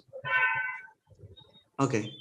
Yeah. But then I couldn't solve this without the trig identities, right? Because no, why? You just take this. No, just solve this. Sine I get that. Yeah. So sine x plus 2x, right? Substitute it. Yeah, but then there comes a point, let's say if I talk about option 3, you will have to use some kind of trig identity, right? If you want to do sine 3x, so you substitute y as 2x, right? So that's sine x plus 2x. And there on the right hand side, you have sine x plus cos 2x plus cos x plus sine 2x. Okay, but that is something you can use from here. Yes. Again, could you please help me solve this if you don't mind for option 3? And yeah. 3x it is, right? So you can take this as x plus 2x. Then you can use this identity. Then you will have, okay, then you will have this cos x coming in picture, right? So then you will have some issues, right? Yeah. So maybe that is where I was getting at, you know. I mean, and in fact, even the next question, the 5th question, it's very similar. 5th question has cos 2x, the value of cos 2x. We can derive the But value of okay, cos 2. let's go to the 5th one later on. But the 4th one, even option 3, I'm still not sure how we arrive there. Okay, so maybe we can try solving this here. So this is going to be sine x cos 2x, and this is going to be cos x, and then you will have sine 2x. Again, from here, using this property, you can use this, right? But coming to this part, cos 2x, how to use this, right? That's your doubt, isn't it? Correct. Okay, so okay, so now again there you are telling that we have to use some trig identities. I right? think so, because I'm not sure how to solve this further. Okay. Because I've got till here. I don't know how to arrive at the answer, like 3 sine x plus 4 sine cube x. Yeah, please go ahead. Yes. Yeah. So we can write it as sine x cos 2x. Yeah, sine x into cos 2x as cos square x minus sine square x from question number 5. If we look into question number 5, we can get the value of cos 2x. Actually, I did like that only. From question number 5, I derived the value of cos 2x, then I put the value of cos 2x over here. Like okay, so you see that what we mean to say here is, of course, like what she did was this way, right? What you can do is, that is okay, that is fine. But what we want to say is, like, don't worry about this part. Whenever there is anything coming in, we'll give you the formulas. All you just have to remember is just the basic thing, sin x by which is that the Pythagorean identity of sine square x plus cos. Yes, all that values, and also the normal thing like sin x by cos x is nothing but sin x by cos x is equal to tan x and cot x and cosec x. This much will suffice the need. Yes. Okay. So for this part, of course, you would have got stuck there, and as she did it smartly, going this way, so that is okay. But in fact, I still don't understand how that works. But since you're saying that it will be given, I'm not prodding you further. But I still don't understand how she got it the other way around. I still don't understand. She would have done it like I downloaded 11th textbook from Google. Cos 2x is cos squared x minus sin squared x. If I remember my trig correctly. So if we put y as x, then we'll get the answer. So this will become x and this will become x. Yeah. This so cos square x minus sin square. Then from there you should have expanded it. And Acha. Okay, now I understand it. Yeah. So okay. Cos square x as 1 minus sin square x, and we'll get the answer. Yeah. Thank you. Yeah. That's so now, where you had doubt? Another person, 6th, right? The question 6. Okay, what doubt here? Sir, could you please explain the statements? Okay, so sin x is bounded function on R. So what do you mean by bounded function? So like it's limited by a value. Boundary. So you see sin x, like normally what is the maximum value that sin x takes? 1. Minimum value that sin x takes? -1. So it lies between -1 and 1. So is this bounded? Yes. Yeah. It is bounded. It's because its values is lying between this, right? So it is bounded. Yes. Even cos x is bounded. So sin x is bounded, cos x is bounded. So this is wrong. It says unbounded, right? Yeah. Tan x is unbounded. Yes, it is unbounded. Yes, it is unbounded. It's because you will see something like this. So you don't have. It's like minus infinity to positive. This does not fall under the bounded condition. So this is gone. Yeah. Then what about this? Is this an unbounded function? This should also be bounded because cos x is bounded. So this and rest all are just the thing, right? Because you see, when cos, when you take the negative value, what is the highest least value it can take? -1. -1, yes. By 1, so this, the lower bound will be 1. What about the other one? 1. Bound. So this will become 1/3. 1/3. Bound will be 1/3. Okay. Shouldn't it be 1/3 to 1? The lower bound will be 1/3 and the upper bound will be 1. Yeah. 1/3 to 1. Yes. Okay, sir. Thank you. But it says there are 2 correct statements here. If by this I'm getting only 1 correct statement, right? This is correct, no? Oh, this is wrong.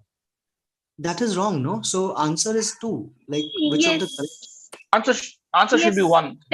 No, 2, right? Tan x is an unbounded function. Oh yeah, so this that is also right, correct. isn't it? Yes, this is Oh, right. okay, yeah. Yeah, that It says option is unbounded. correct. Yeah. Yes, the answer is That correct. option Once is again, correct. sir. Tan x. Correct. Sir, once again, tan x, sir, please. Sir, Tan can you x. explain tan x once again, sir? Yeah.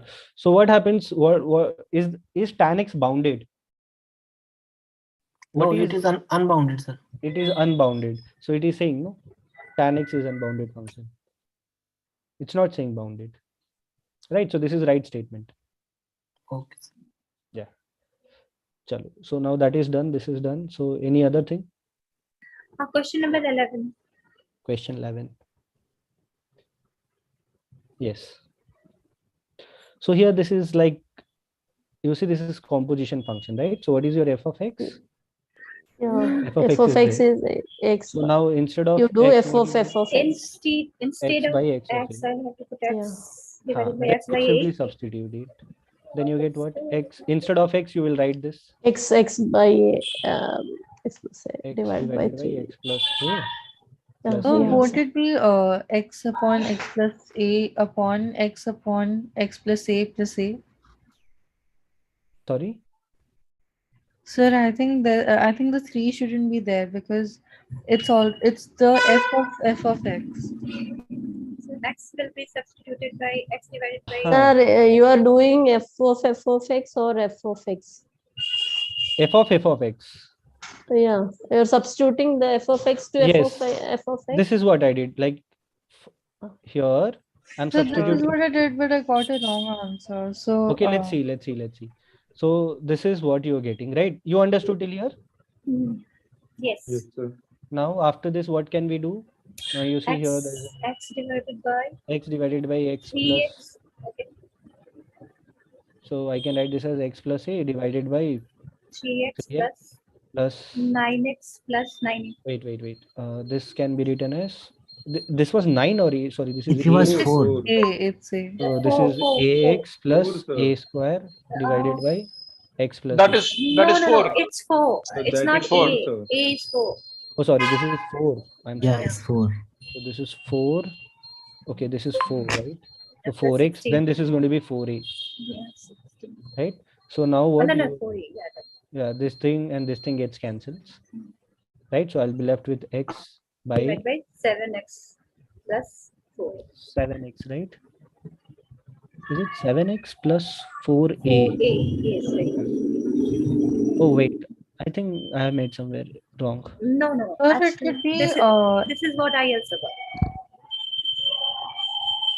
7x plus 4. So we're supposed to This is a, substitute right? x Okay. upon x plus a in Yes. that first expression itself. In which Sir, one? I did f of x. Yes, f of x. So it's supposed to be x upon x plus a substituted in x upon x plus a. Oh, that's what we are doing. No? Sir, you'll get But a quadratic in A. you did with No, the sir. f of x, no? So we substitute. Sir, just You now. substituted in function of function only. Yes, We found f of x from f of x. Sir, What you have found? value is given as x upon 3x plus 4. And you will get an expression in terms of x in A on the right hand side that you have to equate it to x upon 3x plus 4. Equated to f of x. No, I know that. I Plus- have to do this. Later on, I have to do this. But No, what but your expression which should be a quadratic in terms of a square. You will get a square plus a. I'll show you. So say for example, you substitute. Oh, sorry. This should be a, Yeah, right? you got it. Yeah. Yeah. Why did I substitute even here? Okay, so yes. Right. Yeah, That's So what I you was get thinking. Somebody Yeah, told me. three should not 3 be is there, not sir. there, Three, sir. three is not 3 is not there, sir. Yeah, so this Yeah. 3, so maybe I will rewrite this. So no, this is there, I guess. Okay, yeah, because this is something I'm making mistake, right? So now I think this is okay, isn't it? Yeah, yes, Now yes, it's it's okay. okay. That's Okay, You'll okay. have to thank you. put a Remove quadratic that here. 7, Yeah, so this is 4 going to and be ax. So this is going to be ax, and this is going to be Plus a square. A square. square. Yes, x yes. Now And square. then you these Yeah. two will solve get for Oh, a, it is you will get the value as 2. yeah. 2. Yes. You solve this, you will get what? So you get something like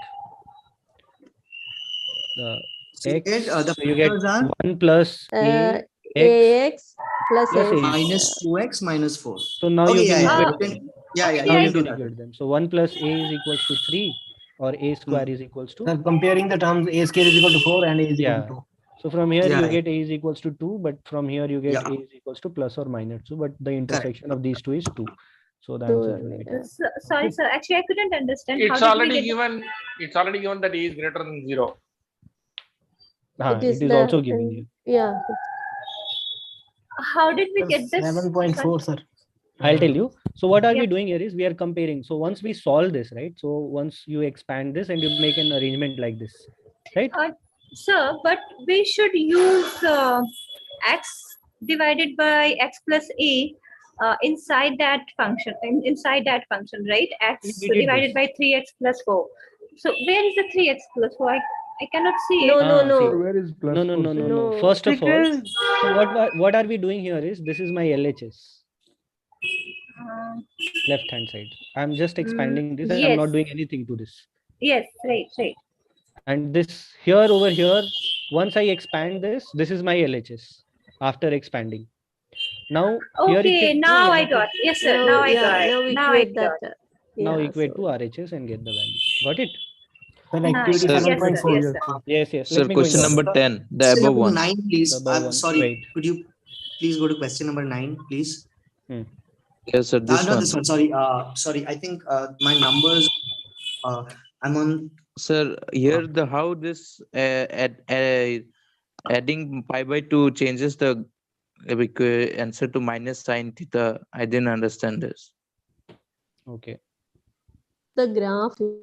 Here graph So is that is given. according to the Yeah, formula cos according to x the plus y graph. minus. This is like one thing is like this is like very direct formula, so you don't have to memorize, but in any case, so what I'm trying to say is this is one thing is like we derive it from the formulas. Otherwise also here look at the graph. This is which one you're asking? Through the, yeah. And Option option cos 2 y. and like only Ninth in one. general also how this adding and subtracting pi by 2 and pi, how this changes the sine theta to cos theta to sine theta. It's just the value. So- See, how do you get this? You see this? This is 90 degrees. This is theta. When you do this, this is base, height, and this Yeah. is hypotenuse, right? So when you say sine theta, so this is going to be what? Height by hypotenuse or by maybe I should say this is P. perpendicular by hypotenuse. So P by B. Yeah. We use this capital, right? Sir, P by H. What about this? Sorry, P by H, right? Yeah. What about this? What about this angle? Could you tell me something about this angle? This is going to be 90 minus theta. Theta. Right? So Yeah. now you see this. If this is my angle, could you tell me what is my sine theta? Sine 90 minus theta. What is sine 90 minus theta? P divided by. It's sine, right? Now this is your angle. So what is your perpendicular now? This. With this. When this is your angle, then what is your did not get? No. Divided by x. Okay. So you see this. When this is my theta, this is my perpendicular. Yeah. When this is my just opposite side is perpendicular, right? When this is my theta, then opposite side is my perpendicular. So when this is my sine theta, what is my perpendicular? B. B by H. What is my B by hypotenuse? H. B by H. Hypotenuse is H only, right? Okay, but now let's come to this part. What about cos of 90 minus theta? R by H. This is not R, sorry. This is P. This is So P by H. P by H. P by H. Right. Now we understood this one. Now come to this part. What about cos theta? B by H. B by H. Yeah. Now you B by think H. something. Sine and cos. Are they being same? Yes. Right? Are they being same? Yes. They are. Yes, sir. Yes, sir. They are being same here, right? Yes, sir. This is your sine. So you see that Okay. sine theta gives you p by h, but this is equal to cos 90 minus theta. Okay. Right? Likewise. Yeah. Likewise here. Yeah. Clear? Yes. Okay. So having likewise, 90 plus theta also. But why then the the angle same effect, changes? right? It's, yeah, but why does this angle changes? It's just because you'll have to change the direction of your triangle in that case. Okay. Also from the graph also we can From graph derive. also you can make a conclusion. Like if this is your theta. Yes, sir. How do we Okay, so infer now I'll tell from you. the graph? Okay, if this is your 90 degree. Yeah. This After is your 90 degree theta. it changes. Yeah. Then this is just theta and this is acute angle. It is not greater than 90 degree. Right? So if it is 90 plus theta, right? So you see here. This is 90 only, no? Sine 90 plus Yes. theta is what? This is Cos just theta. theta. This is cos theta, okay, but how do we know that, right? If this is some theta, right? So that this is giving you some positive value. Let's say it's giving you 0.5. Theta is somewhere here. Theta is of course not greater than 90 degrees. So if we'll move the graph, if we'll shift the graph, then we'll get the graph of cos theta. If we'll shift the graph by 90 degree, sine graph by 90 degree, we'll get the graph of cos theta. One. Yeah. So that is what you are telling it, right? So you just have to shift this graph. Once you shift it, you get the same. Okay. So yes. So now I think yes. Let me still take you through the activities and then we can wind our session. So lecture 3. Any doubts here? Sorry, in lecture 3 you have some activity questions. Do you have any doubt here? Question number 8. Sir, I have one. I want to make a request. So let us discuss 7.4 and 7.5 because उससे पहले वाली sir they were comparatively easy. Okay. I have doubt in 7.3 question number 8. Please. Okay. I'll go it in the order. Yes, no worries. 7.8, right? 8. Question number 8. Yes. Tell me, what is the doubt? Let A be the set points where the curve C has no tangents. Find the lower bound for the cardinality of set A. Where all it has no points. Could somebody tell me this answer? Yes, sir. Yes, please. Points P, Q, R, and S. Why? The tangents are not at these points. So cardinality is 4. Okay. P, Q, R, and S. Yes, right, sir. Yes, Actually, yes, I don't know why did I have doubt. Okay. Maybe No a problem. long back I saw the activity. Yes. No problem. Even last week, Yes. Now week 4. Somebody had doubt here. Week 4. Any of Question you? number 1. Question number 1. Yes. Yes, sir. Question number 1. Okay. So here, what are we doing? Which of the following represents a sequence? Sequence starts with your natural number, N to R. Yes, sir. Right. Your domain. Your domain should be a natural domain number. Okay, so that's be a why natural number. F1 is not correct. Just I will look F2 at is the correct. ones. Okay. Yeah. I don't have to worry about this. This can be anything. Okay. Right? Okay. Sir, one question from graded assignment 7. Still you have doubt in graded assignment? Okay, we'll go there. Sir, I have one doubt here, please. Yes. Sir, for every sequence, the domain should be a natural number. Yes. Okay, done? Are we done? Question number 2. So it should be Question 3 number by 2? 6. 3 by 6. Yes, sir. Why question number 2? It's very simple, right? Just take out n square common. It would be 3 You'll be by left with 6. 3 by 6. What is 3 by 6? 1 by 2, 0.5. Okay, sir. Okay.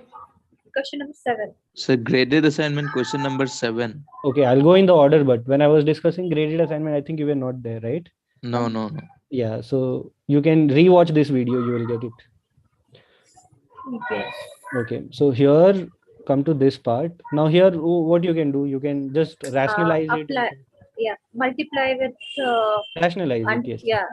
Multiply with 2 and You will get plus. it. Yeah, plus. Yeah. I hope you understood by rationalizing. Yeah, We mean yeah, this. sure. Yes. I'll do that. Yes. Question number 11. I have Question thought of number that. 11. Okay, question number 11. Yes. Increasing, decreasing sequence, just substitute the values and check it out. This is all because you have been given a function. It's just that. Okay. Consider this increasing, decreasing. No, so consider x1 is greater than x2.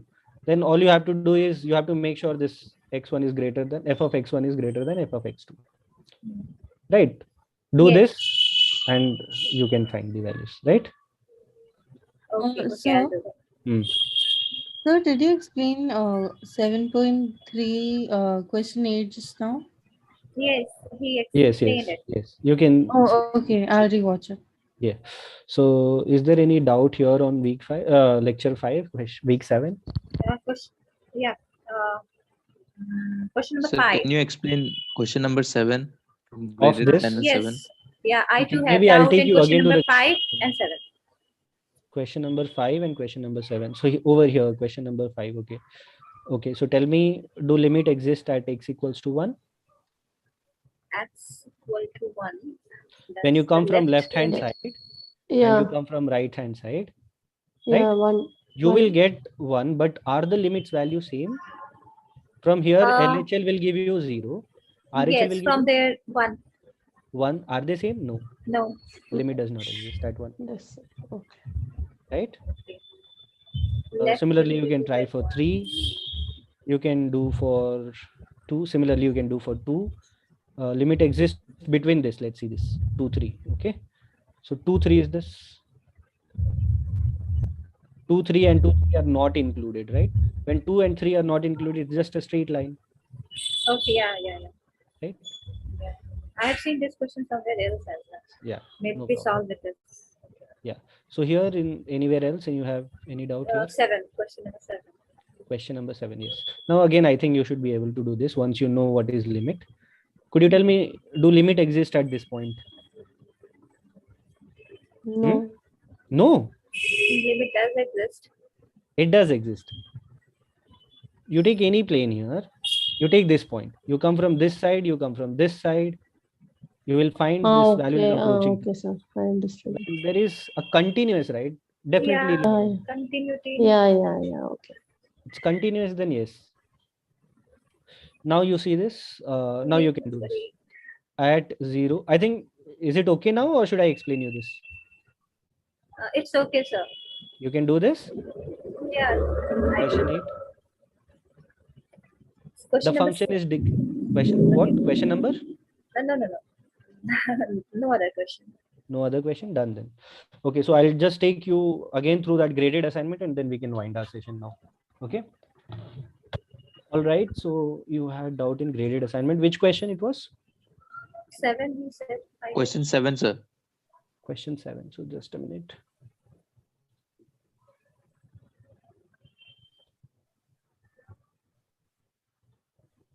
Okay. Week 7.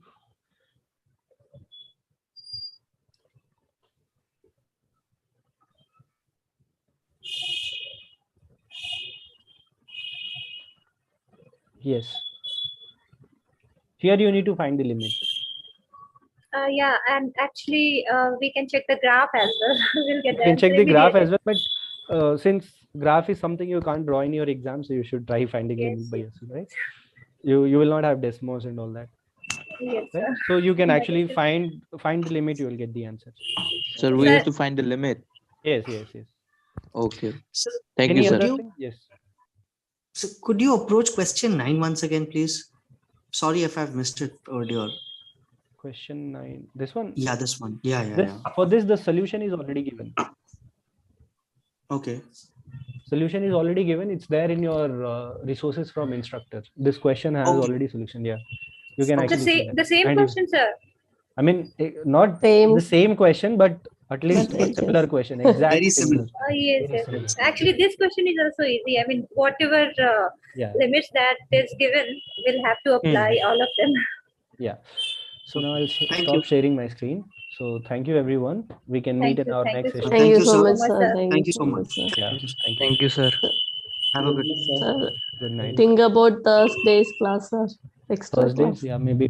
Let me speak to the team once. Yeah, okay, sir. Thank you, sir. You're welcome. Thank you so much, sir. Good night. Thank you very much, sir. Thank you, sir. Thank you, sir.